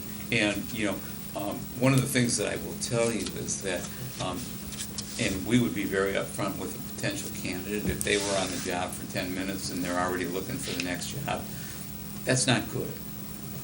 That's not good. You really can't, even though you might not know it's a good match, I don't really think that you know the answer to that question until you've been there for 1 or 2 years. And my suggestion is always to stick it out for a while. You just don't know. And it may be tough, but it's tough everywhere right now. And I can tell you a story about a superintendent who just retired this year, not from Wayne County, who during their first year, 6 months in, was ready to go. They couldn't believe what they'd gotten themselves into. And at that time, I belonged to I called it our superintendent therapy group. I was the superintendent. We met about 6 times a year, and we just shared stories and problem resolution and collective thinking and that kind of thing. And we all said to her, don't do it. Don't pull the trigger now. First of all, your career is over. If you're ready to retire and you want to remember that the rest of your life, how you retired on a negative experience for 10 minutes, go ahead and do it, but we don't suggest that. Stick it out. No harm's going to come, and some good things might happen. And that person ended up with a very nice tenure and left on great terms in the district, passed a couple bonds, all kinds of good things happened because things changed. They built a great relationship. But, good relationships don't always fall in your lap. So we don't make any hard and fast rules about that. Mrs. McDonald? Thank you, President Burton. Gentlemen, to note your statement about superintendent search seasons, how do you feel if this board, because I think, we're not sure where we're going to be at or what we're going to be doing, but do you think it would be more of a challenge to try to find someone sooner than the actual season time, which I'm assuming is closer to the end of the school year? I think there's pros and cons. Of course, the pro is that you'll have a sitting superintendent sooner rather than later, and you don't want to tread water, you don't want to slide backwards, you want to keep moving forward. I know this district well enough to know how you feel about that. The negative part of that, though, is, all right, let's think about the character issue now. This is somebody that you're going to place a lot of trust in, the community's going to place a lot of trust in. Do you really think that the person you're looking for with the integrity and the depth of knowledge and the relationships that you're looking for them to build in Livonia is going to walk out a few minutes before the start of school from their current job? I mean, that's a question you really have to ask yourself. There may be somebody who retired from another state, who is looking for an afterlife in Michigan, and maybe that's okay for you. And in which case, you'll get some of those people. I don't think you're gonna get most of the highest. You're gonna get people who will read about it and say, man, this is a great opportunity. I wish the timing were better. I can't do this to my current district. I'd say realistically, setting a target at the very earliest of mid-fall for a start date would be fair and reasonable, and I'd say that you would get a much better pool of candidates if you allow them time to think it over, because that's a big decision, because the people that you want to interview are people that are already very successful. They don't have to leave. And they're probably not in a hurry to leave, but they might, have that itch to go to a new challenge. The other issue of starting a search now is the community involvement piece. It's kind of like a stealth election. You had an election during a vacation period and nobody's around. So you really have to watch that. That's why a mid-fall start where you can get the community input once things and people are around to be able to contribute is very important. Because you're going to hear it if you don't do it. Either way. Either way. Right. So You're going to hear it no matter what. You're going to hear it no matter what, so you might as well be on the right side of it. And we do have a pool of, 5 or 6 retired superintendents who would be available, to serve as interims, who are very well qualified, who know our region. And if, we don't have an exclusive pool, they probably would come anyway, with or without us, but we can help work through that, and there isn't any extra charge for anything like that. So we help facilitate that, because, again, you're a member, we want to make sure that you do well on this, whether it's us or somebody else. We have a vested interest. Okay, thank you. Are there other questions? Let's get one here. Sorry about that. I'm sorry, I've got one. Go right ahead, Mr. Senator, so while I'm finding my place here. Do you think pushing the start date back even further, maybe after our, around the holidays, does that further increase the candidate pool, or do you think that affects the candidate pool at all? If someone mid-year? There was a time when I would have said yes to that I think it would get you a more robust pool, but the times have changed. Okay. And you see interviews in the fall now. Again, it's kind of getting over that start of school and all those kinds of issues, and making sure that the staffing and the budgeting and all those, start of school kinds of things that nobody wants to leave people hanging. No one who's professional does anyway. So I think you could do something mid-fall, and you have to remember too, you're an attractive district. You're not in deficit. Even though you've hemorrhaged students like everybody else has, through the last 10 years, you're not the worse for wear. You've got a bond that was recently passed. You've got great community support. You, like everybody else, you have people that, maybe naysayers in the community, but really, Livonia is still a very attractive place to work. And, you enjoy that reputation, probably nationwide, but certainly regionally, and in the Midwest. And I think you'll get a good pool. You just don't want the timing to impinge upon that. And I think if you waited till mid-fall, I do think summer is not a good time, because by the time we get a brochure out and identify the profile and everything, we're probably into early or mid-August. And again, everybody's up to here with staffing and all the startup things that they're doing in their current job. So that's a tough time to do it, and that's when I You may miss candidates by starting that early.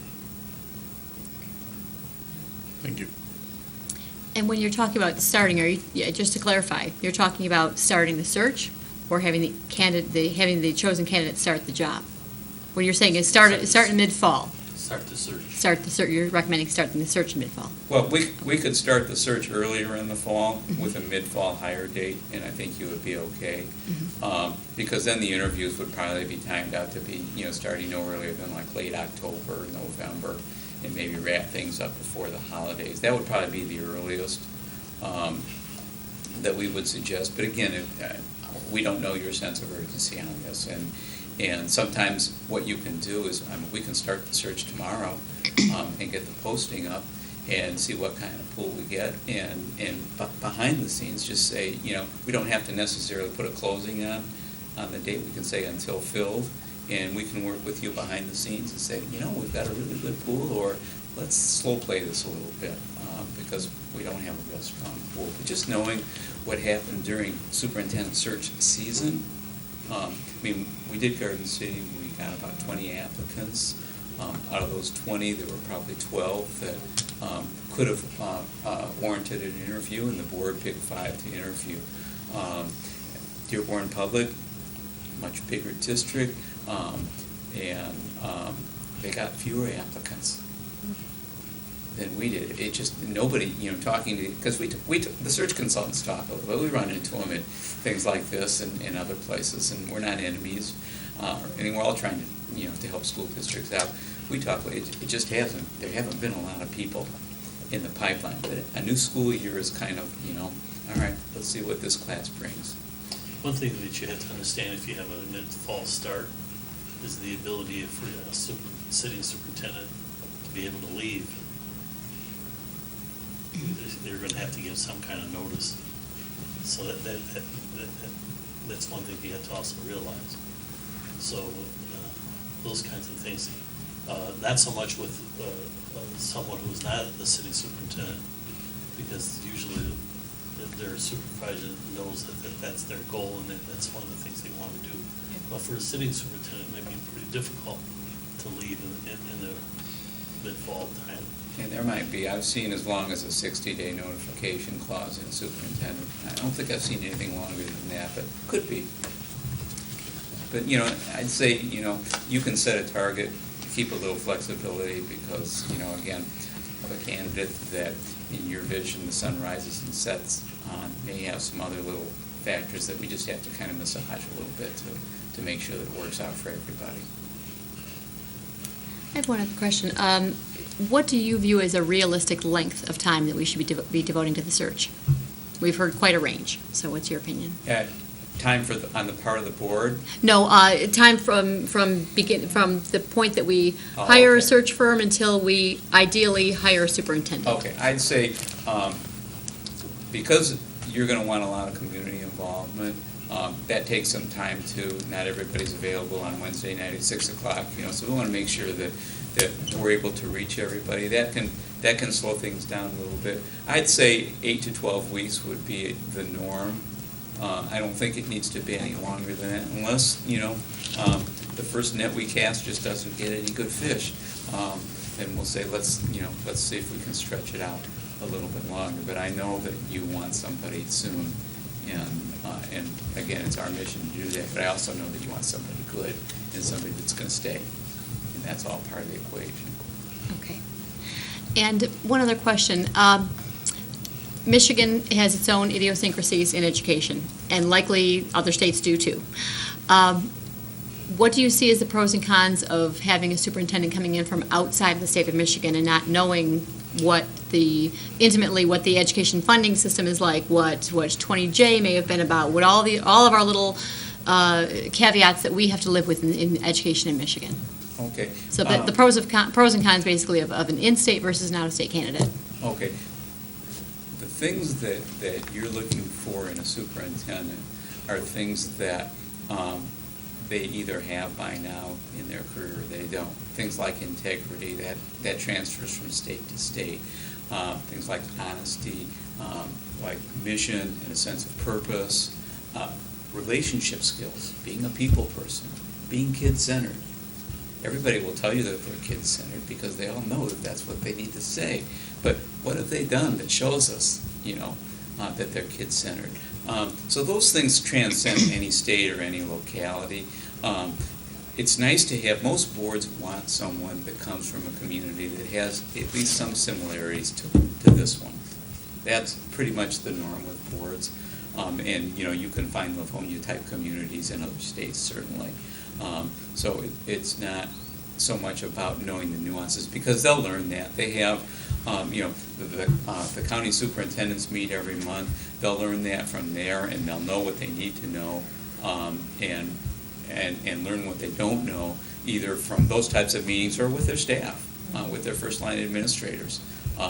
And so I think those things are all teachable. It's the other things, that aren't teachable, the integrity, if they haven't grown up with integrity, they're not just going to take a class. Dale Carnegie isn't going to give them integrity. And that's one of the things that we do also after the superintendent is hired, because of the Metro Bureau's, what we do is to inform people of what's going on in the state. So that's all going to be part of the service that we already do. All right. So that helps out. The only thing I would watch out for when hiring someone from out of state is why they're leaving their state.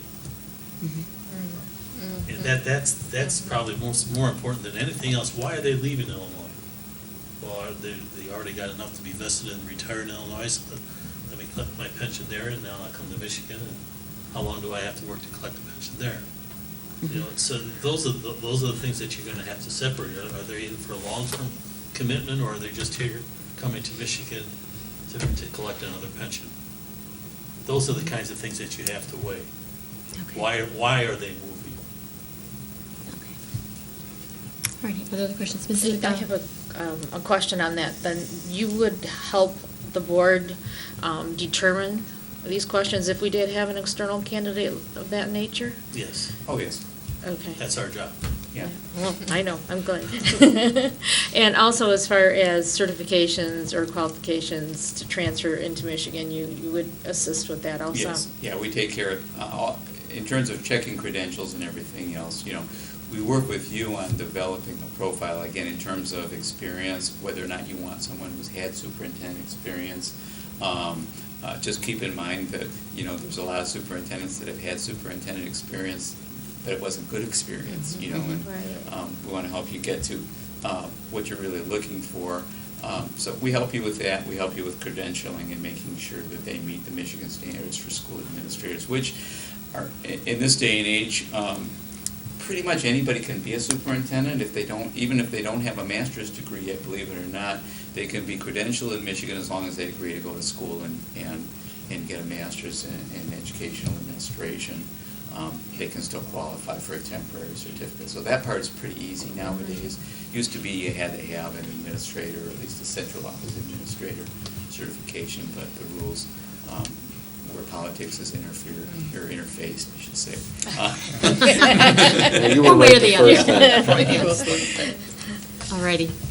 Thank you so much, gentlemen, for meeting with us tonight and for preparing such detailed information for us. We appreciate the opportunity very much. Good. And is the board going to make a selection tonight, or? No, we have one other interview tonight, and we are meeting tomorrow night for the purpose of deliberation and coming to a decision. Okay. So we'll, I have no idea how long or short that meeting might be tomorrow night, but. I hope Dana's feeding. Pardon me? Yes. Thank you for bringing that up. Yeah. If I don't eat, you don't eat. Yeah, that's right. Well, we wish you well. We hope it's us, but if it's not, we know you'll make a good choice, and we wish you the best on the next superintendent. Look forward to getting to meet that person. Sounds great. Awesome. Thank you. Thank you again. Thank you. And for the public who may be watching from home, we will be taking about a 5-minute break. I recognize that we are just a couple of minutes before 8 o'clock, but we will probably take about a 5-minute break in order to let our next group come in and get settled before we come back on. So we'll be back shortly. We're at recess. Thank you.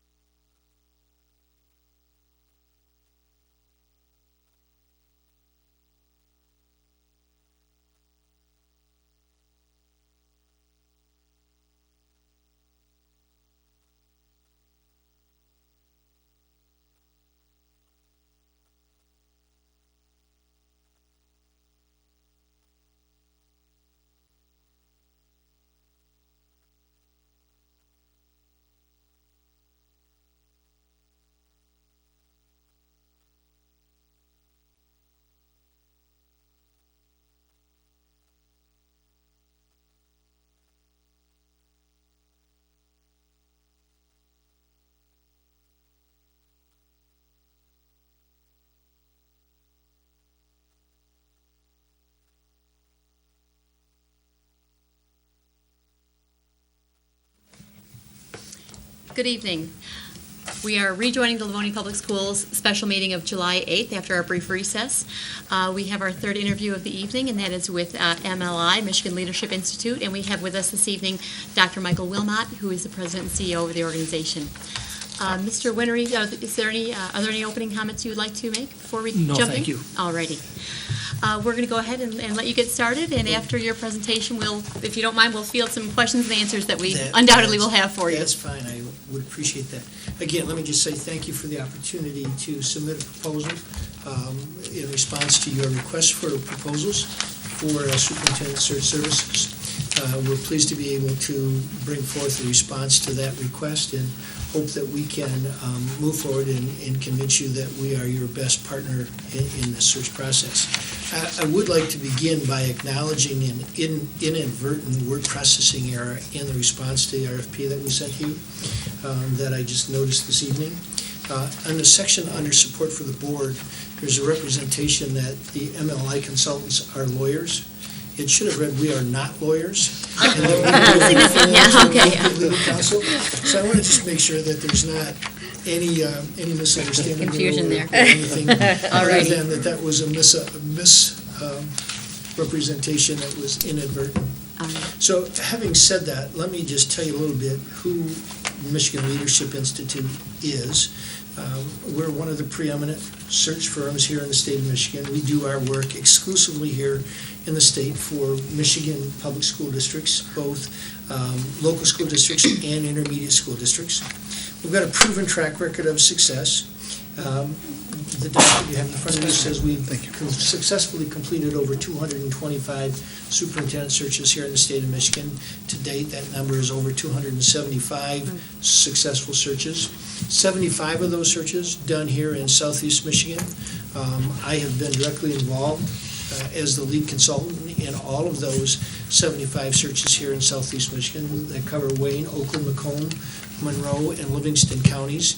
We've done a little bit of work as well in Washtenaw County, but primarily Wayne, Oakland, and Macomb counties.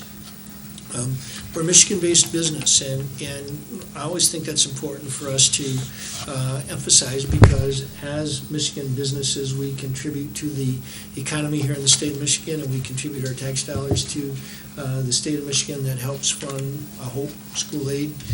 Lord knows we could sure use more money there.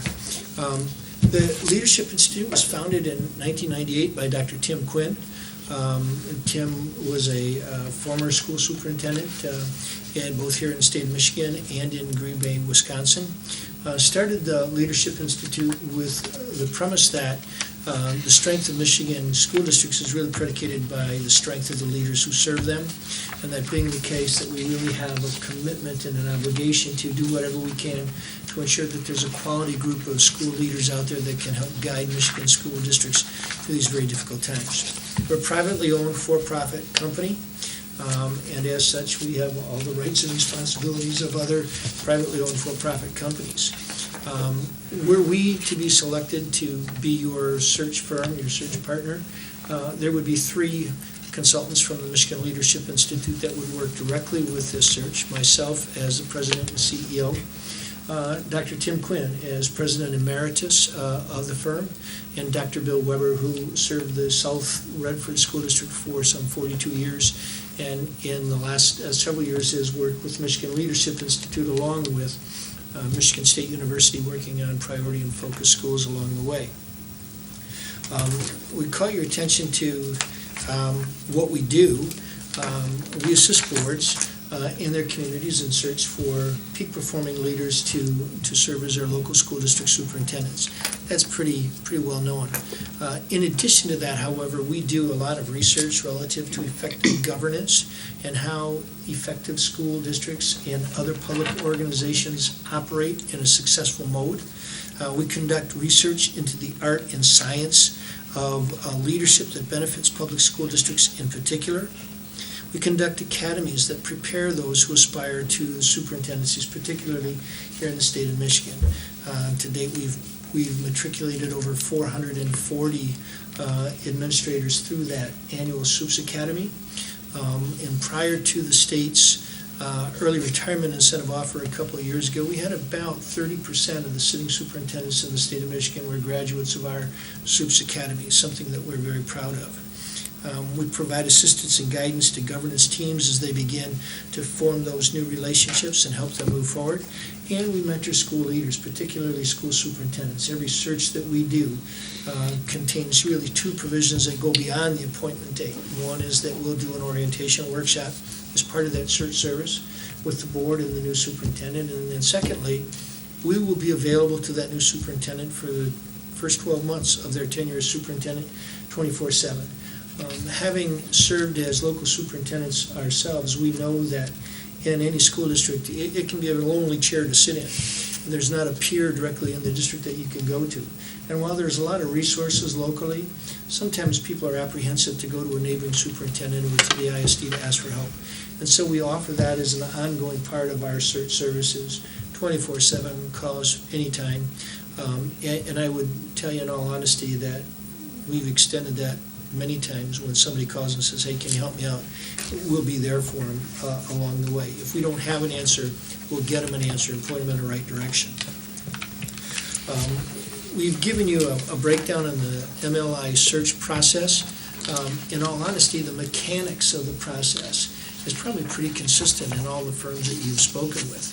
But there's some things that we think make our process a little bit different. And one is that we really try to make an effort to involve the entire school community in the search process, while at the same time preserving the decision-making for the Board of Education. We think it's important for that new school leader to come on board with a constituency that recognizes them as a leader who's really prepared to take their district to the next level. And we think that we can get them to that point by providing them an opportunity to be involved in the process, but not make the decision along the way.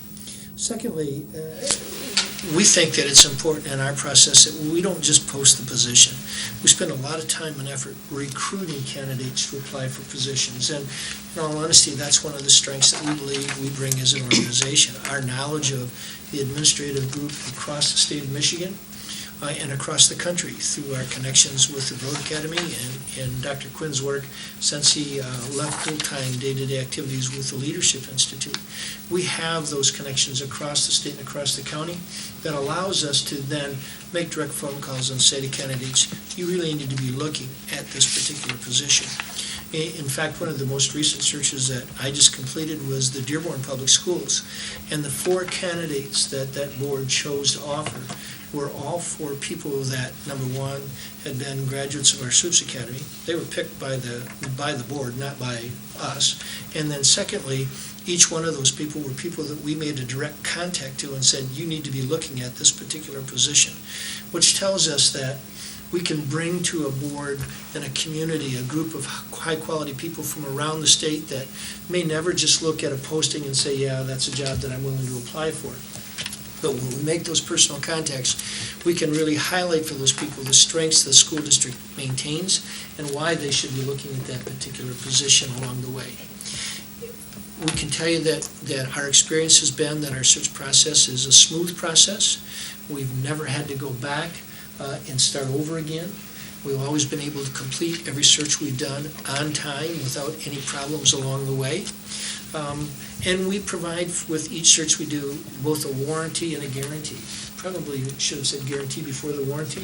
The guarantee is it'll continue until you have a candidate that you're comfortable with. And if we go through an initial process and you're not convinced that there's a candidate there that is ready to lead the school district, we would encourage you not to hire any of those, but tell us to go back and start over again, which we will willingly do. And then the warranty is one that says if you hire somebody through our process and in the first 12 months you determine or the candidates determine that this is not the right fit, we'll do the search again for nothing but the direct expense associated with doing that search, primarily postage and the cost of posting positions. I can tell you there's only been one occasion where we've had to honor that warranty. And that happened to be a case in a small school district in the northwest portion of the state, where the district hired their existing high school principal, who had been high school principal in the district for several years. And a year into the superintendency, discovered that he had been embezzling from the district for a number of years before he was appointed. The board came to us and said, we understand that that's not really what the intent of the warranty was, but I said to them, that's okay, we'll honor it anyhow. We made a commitment, and it's within that 12-month time frame. Actually, it was just outside the 12-month time frame, but our reputation is more important to us than the time and effort it's spent to redo that search. They hired another individual through our process, an individual who's been on job for several years now and is doing just fine. And again, I've mentioned already that the process is designed to go beyond the selection of the superintendent with the orientation workshop and the mentoring services that we provide. I've given you a little breakdown of the search process. We think it's critical that there be, again, direct face-to-face contact and interaction with members of the school community, not just employees, but residents as well. That there be an opportunity for residents and school employees to provide input into the process electronically. They're not always available to come to meetings when we establish them. So we've made a connection with a professional organization called Talk to Us. It's a professional communication system that allows us to put a button on a district's website so that any person in the school community who wishes to provide input can log on to the district's website, click on the button that says Talk to Us, and it'll take them directly to a page that gives them an opportunity to answer some standard questions for us. Who are you? What's your connection to the school district? What is it that you want to talk about relative to the superintendent search? Do you have some thoughts about the specific qualities and attributes that we ought to be looking for? Do you want us to call you back? Give us a phone number and we'll call you directly and talk to you directly. It's not just print material shifting back and forth. Or give us an email address if you prefer. An email response, we'd be glad to provide an email response, and typically those responses are done within 24 hours of the input being received. It comes directly to us, not to the district, so that no district employee gets tied down with it. It comes directly to us in a summary format. We'll make those contacts immediately and on a weekly basis forward to every member of the board every contact that we receive through Talk to Us. So you'll see the full range of everything that comes in along the way. We think it's important that as we look at the specific profile, we know the specific skill set that superintendents need to be successful. There's no question about that. But what's the difficult part is determining the right fit. There are a lot of people who have the skill set, but don't have the personal characteristics or the personal background, personal knowledge of the culture and the history of a particular school district to be the right fit. We think it's imperative that we know what that right fit looks like to the best degree that we possibly can, so that as we recruit candidates and bring you a candidate pool to consider, we can help match for you that culture, that background, those personal characteristics that give us the reason to believe that they're going to be a success should you choose them. I tell boards all the time that my job is to make your job difficult in the selection phase. Easy in every other part, but if I can bring you 4 to 6 people that you have a hard time choosing from, then I think we've done our job. And that's what we want to do, is identify the best people with the best skills, look for the best match, and then let you fine-tune that and make the final selection along the way. The process, the completed process, I want to talk just about the interview phase just for a minute. There is a growing trend in our business, not at the Leadership Institute, but in search firms across the state, to move to 1-hour candidate interviews. And I would tell you that we've resisted that. Our business is really about time that goes into a search. We believe that an hour is not sufficient time for a board to really make a determination if somebody's prepared to move to their job. And so all of our interviews, all of our first round interviews are designed to be an hour and a half in length and designed to provide an opportunity for every member of the board to interact directly with a candidate. An opportunity for members of the audience to submit written questions that we then screen and present to the board president to provide to the candidate on behalf of the community at large, so that the community, again, continues to feel that they're involved. We'll screen those to make sure that they comply with legal requirements, that they're not argumentative or anything like that. But again, we think in an hour interview, typically our experience tells us that the typical answer to a question in a superintendent interview is 3 minutes long. If you've got an hour interview and you're taking time out for some introductory comments and some closing comments and an opening and closing statement from the candidate, you're looking at maybe 2 questions per board member along the way and no opportunity for the community to make any input. We find that an hour and a half is a much more appropriate time, and so we've maintained that, even though it costs us more to do that. From a time perspective, it's time well spent. After the first interview, we want to help you work through a process that narrows that field of candidates down to 2 final candidates. And we want to do that in a manner that accomplishes a couple things. Number one, gets you the people that you think are the best suited to lead the district. But beyond that, we wanted that process, that facilitation process, to respect the dignity and the interest of the candidate, to make sure that nobody leaves this process where they're in trouble back home. We want to make sure that there are no comments that are made that denigrate a person's professional reputation, particularly in a public format. And that process has to be in an open format. And we want to make sure that when we get to that stage, that we don't create an environment where we lose candidates. And we see that happen frequently in searches where boards want to vote to say, well, how many of us want candidate A? And 4 people raise their hand, and the newspaper says, well, candidate A got 4 votes, but candidate B had 7. The next morning, candidate A is gone. That person's out of the pool. And if you look at this search process as a process, it's evolutionary. Every step of the process, you should gain more information about the candidates to the point where you ultimately make a final decision. If we allow you to blow candidates out early in the process by the way we facilitate a session for you, we deny you the opportunity to learn more about candidates that might turn out to be the candidate that's truly the best fit, the best skilled for the particular position. So those are pieces of the process that we think are important, and I would just add to that, we really think, I really believe, that site visits are critical. We think it's critical for you to be able to say to your community, you've done your due diligence. We think it's critical that that site visit not be a Century 21 Gold House tour, but we think it's got to be more than a waltz through the district and look at all the classrooms and look at all the kids. It's got to be very structured.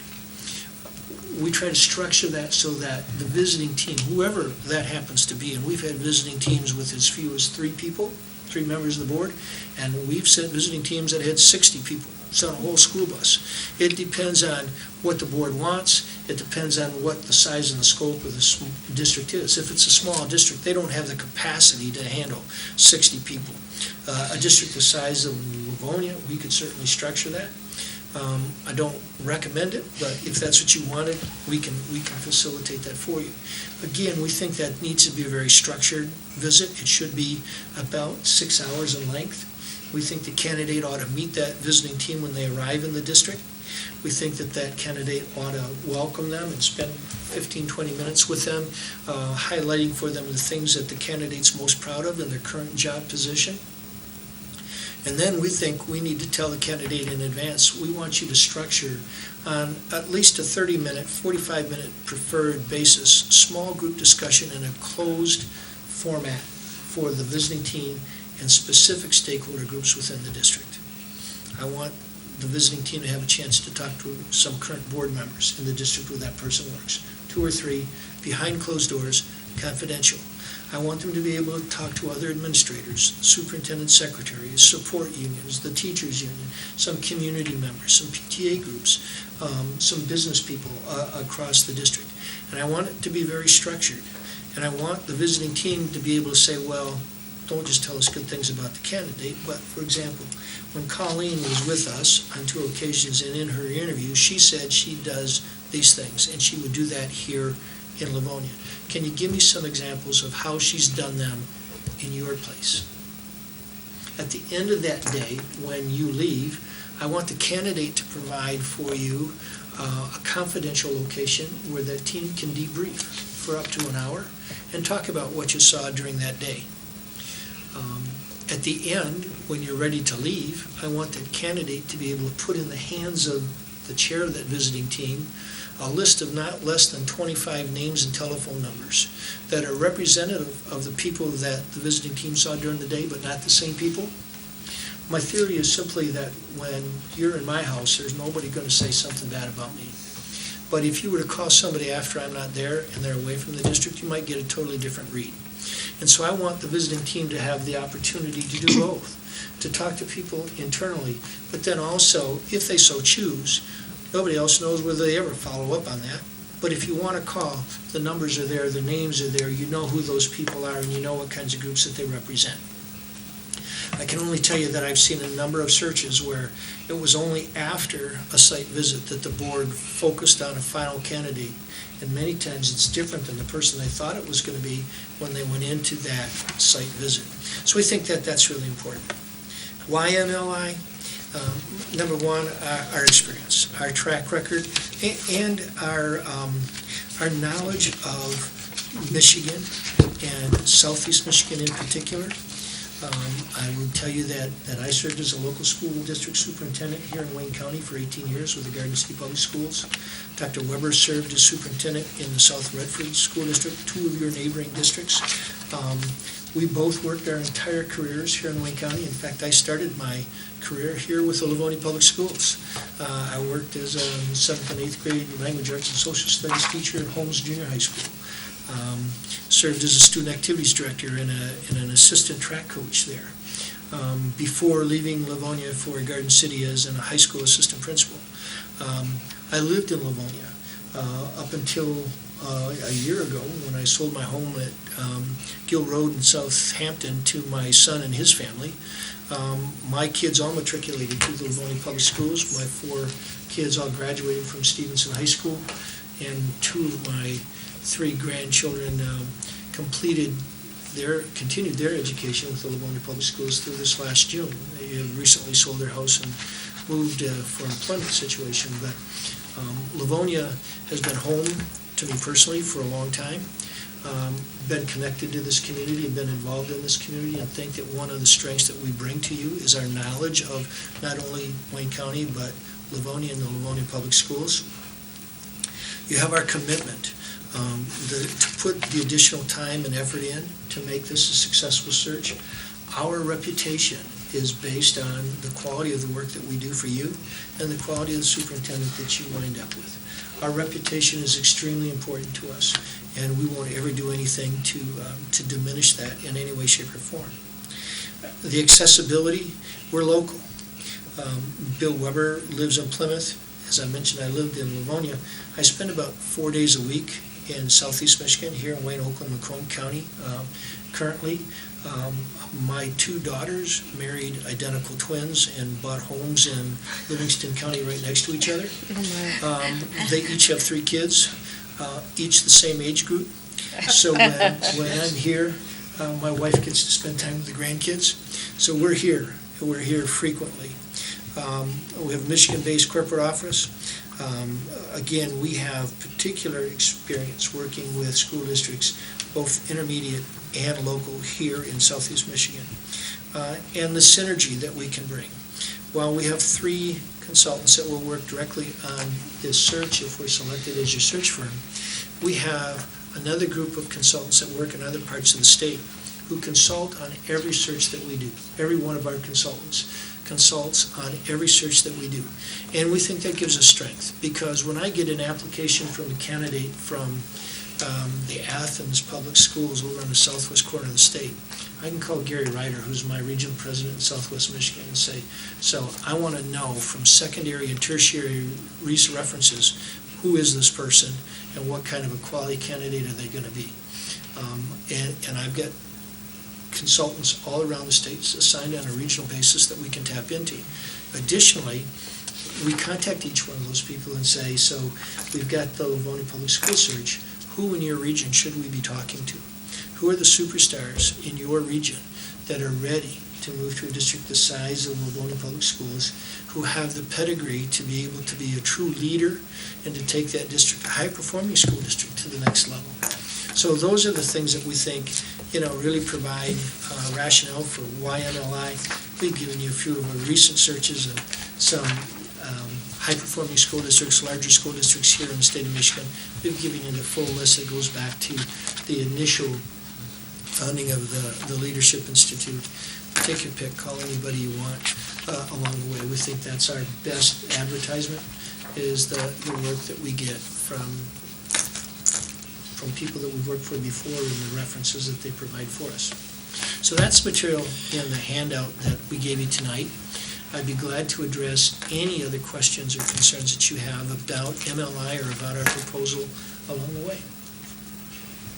Are there questions from board members? Mr. Centers? I'm just going to steal your question from the last round. No, go right ahead.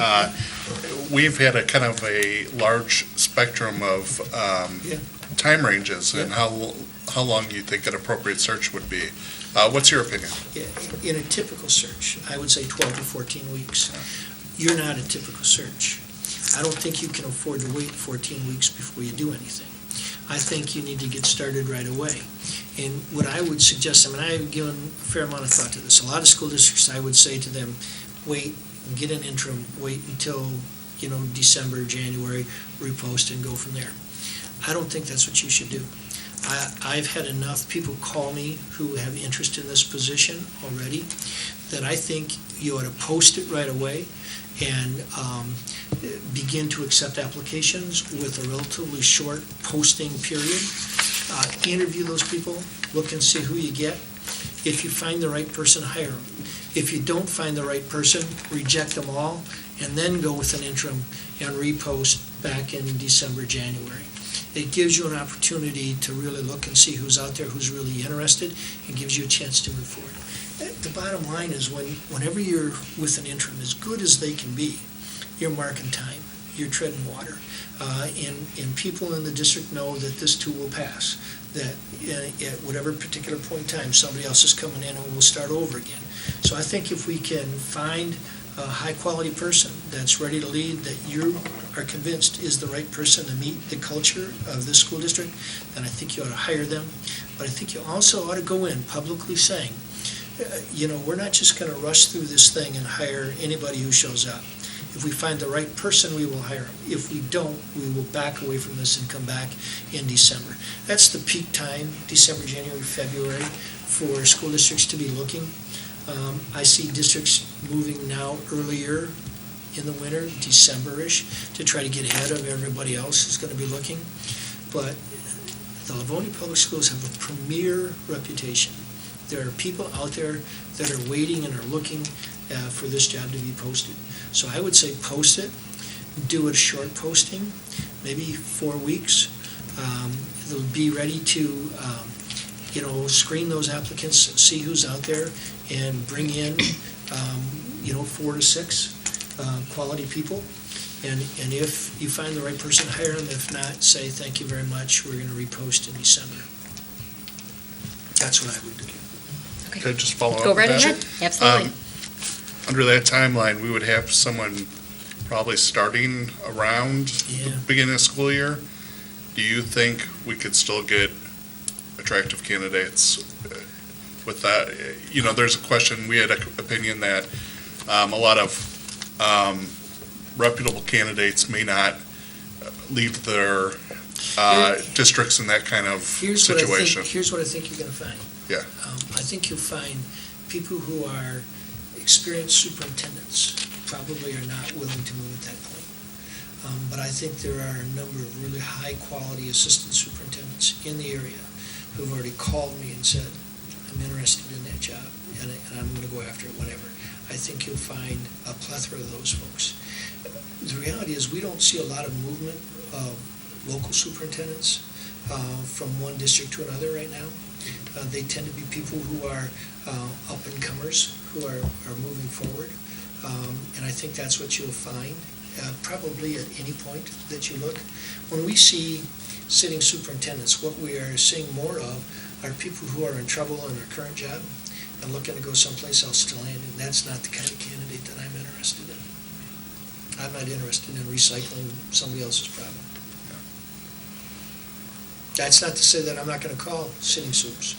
Yeah. Well, we certainly will do that, and we will certainly try to encourage folks to look, but it's a tough sell Sure.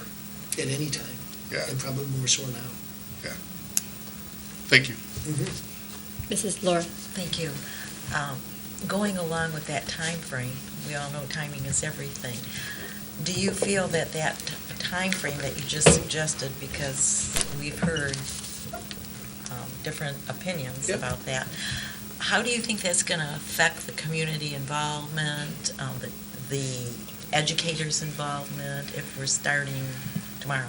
Yeah, I think what you need to do is post the job, put it out there, and then take a little bit of time to build that profile of the desired candidate, and spend more time than you normally would do to build that profile. But you can post it and say, the job is out there, here's the timeline that we're on, it's a short timeline, we want you to be aware of what that timeline looks like, and begin to bring, people in, spark their interest, and then spend a little more time developing that particular profile along the way. I think you probably ought to be looking at towards maybe even right around Labor Day to do those first round interviews, so that people are back from summer vacation and are going to be present and in the community and have an opportunity to be more involved along the way. If you post it and you get going right away, you're still going to look at 4 weeks, 5 weeks to get the thing posted. It's going to take you right towards the end of August, and if you're going to be at the end of August, you might as well wait a week until everybody's back to get them involved. It's important to have their involvement, absolutely important. And I think you'll find it if you do it that way.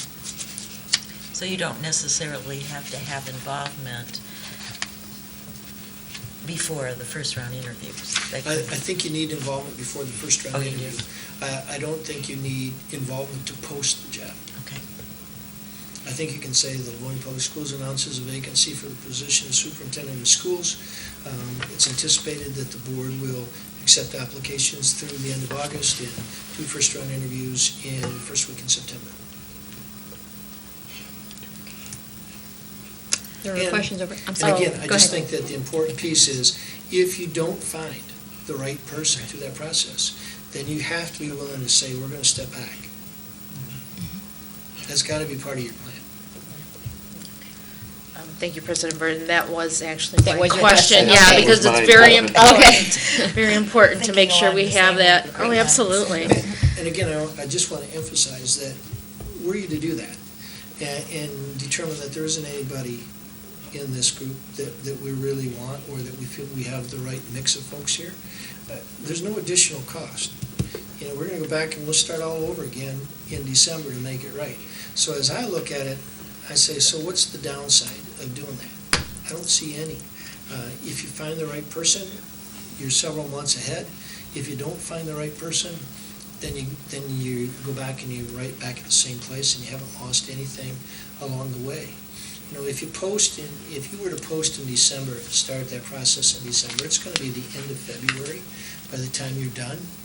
And then you're in the middle of the school year again, and you're looking at people saying, okay, now how do I make a transition here? And so it might be, in fact, an entire school year that you go with an interim before you get the person actually on the job here. So it's difficult, and my thought is just simply, if you can move quick and be nimble and get the thing posted and see what the candidate pool looks like, if you can find the right person, let's not waste a year. Let's get it done. And I don't say that to denigrate any assistant or interim, because they do a great job. They do yeoman's work, no question about it. But it's not the same as having a full-time superintendent. Mrs. McConnell? Thank you, President Burton. As far as an interim, if we chose an interim or like a retired superintendent, would you be able to assist us in Sure. that process? Sure, we don't normally place interim superintendents, but we know several people who do that work. And we certainly can bring people in and have you interview them. I would suggest that you not just take the first person that walks in the door, but that you have a chance to sit down and talk with some people about their experience base, having worked as interim superintendents. And Bill Weber worked as an interim for me, right when he was first retired. He worked as an interim down in Grove Seal for a year. So we have a sense for what that job is really like. And again, we know some high-quality people that do that kind of work on a fairly consistent basis. Okay, thank you. Mrs. Laura? Does anybody else have a question? Did you mention to us about how many candidates you would bring for the first round? I think you should always try to interview at least 4 and not more than 6. I think if you try to interview more than 6, you'll have a hard time keeping track of them. And if you interview fewer than 4, you're probably not looking at a broad enough candidate pool. Is it also possible to get a list of the candidate pool, I think, even though they're not in the first round? I think the board needs to see every single application that comes in. I think you need to have that opportunity. I think we can, as your consultants, we can screen those applicants and we can tell you what we see, but I am firmly convinced that you need to see every single application that comes in. We strongly encourage you to allow us to receive the applications. We're a private firm. We're not bound by the Freedom of Information Act as you are, so we can provide a degree of confidentiality for those candidates who do apply. I mean, there's nothing worse for a candidate, for a superintendency to apply and have it show up in their local press and then they don't get selected for an interview. We don't want that to happen. So if we receive those applications, under an interpretation of the Open Meetings Act by the Attorney General, the board can meet in closed session to review those application materials. You cannot deliberate in closed session, but you can review them in closed session. And I would tell you 99.9% of the candidates will request confidentiality in that application process. Typically, those that don't are either naive or they're trying to bring some political pressure to the board.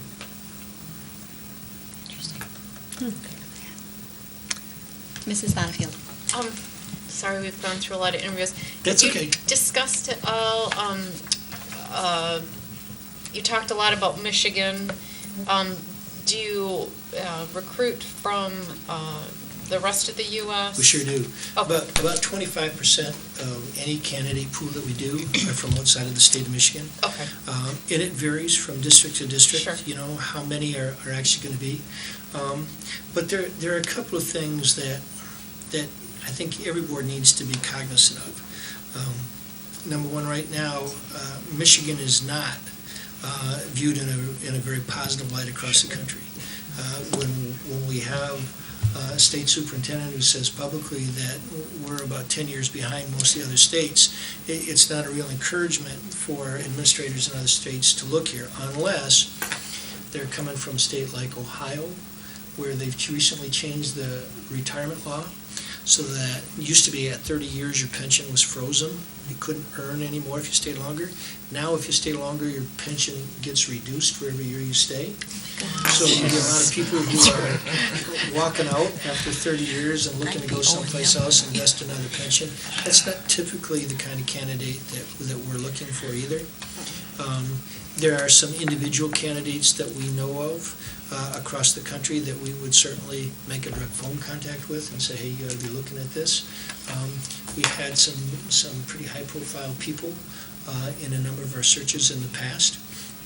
We think that we can bring that same kind of quality to this search as well. Thank you. Again, you can't just post it and leave it, sit there and wait for them to come, because what you're going to find is people who are either in trouble in their current job, or people who want to try to build another pension, or people who are saying, hey, I just want to move my family closer to home. That's not what inspires me in terms of a quality candidate. I want to hear somebody say, I want to be the superintendent of the Livonia Public Schools. I don't want to be any place else. I want to be the Livonia Public Schools superintendent. I know the quality of the school district, and I'm prepared to take you to the next level. That's the candidate that I think you want. Other questions from board members? MLI has done a lot of searches. We have. What recent searches, I'm thinking within the last 5 years, are, in your opinion, most closely aligned to Livonia Public Schools? What you'd be looking for? What types of districts? Dearborn, Huron Valley, Southfield, Fraser in Macomb County, Oxford in Oakland County, high-performing school districts, growing student populations, some diversity in the community. Those are ones off the top of my head. Okay. The Monroe ISD, the Lenawee ISD,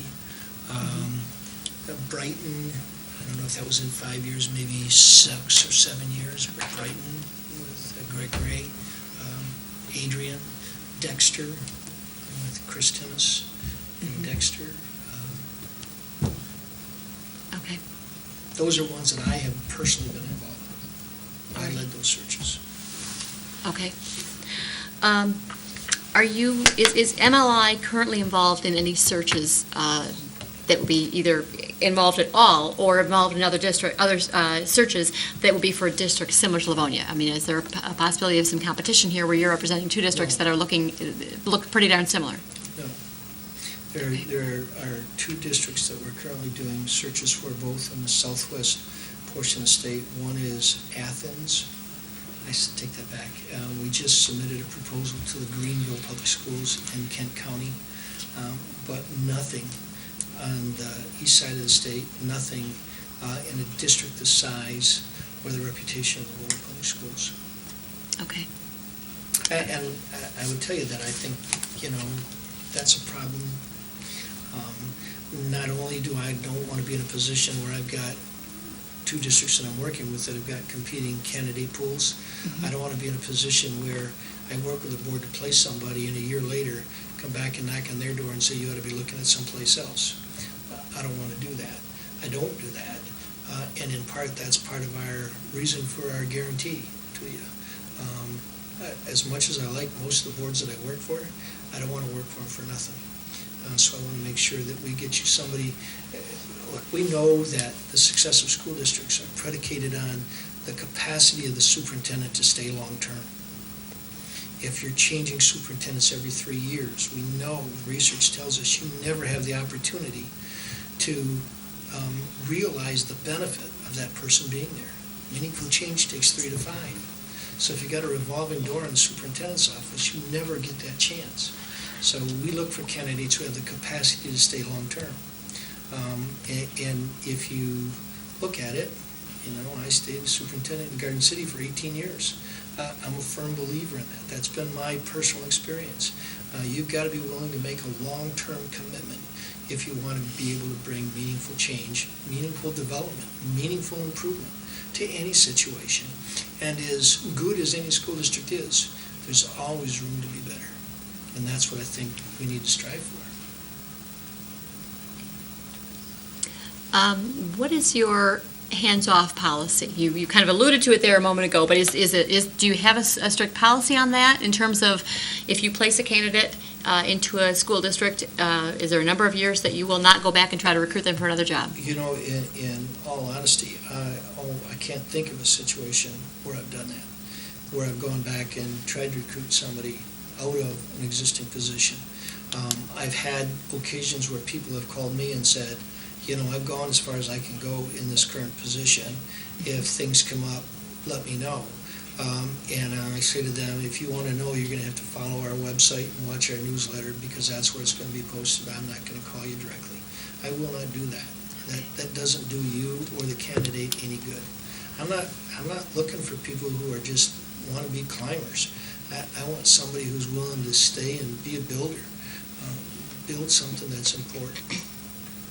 That's what I think it's about. Okay. I can't think of a single circumstance where I've placed anybody and have gone back and said, well, let me see if I can move you someplace else. All right. Other questions from board members? All righty. 50 minutes. 50 minutes. 10. Yeah. Saved you 10. We did. thank you so much for being with us You're this most evening. welcome. Thank you for the It's opportunity. been- Once it's been- again, we would certainly value very greatly the opportunity to work with the Livonia Public Schools. Terrific. Thank you. Thank you. Thank you. The board has interviewed, you are the sixth firm that we have interviewed. We will be deliberating and coming to a decision tomorrow evening. That is our plan, so we will get back with that, with Look forward with to hearing from everybody. you. Thanks once Thanks. again. Thank you so Have a much. great evening. Thank you, Ms. Rowland. Thank you. That is the last item on our agenda for this evening. We are now adjourned. If you'd like to come back in tomorrow night, feel free. Thank you. Good night.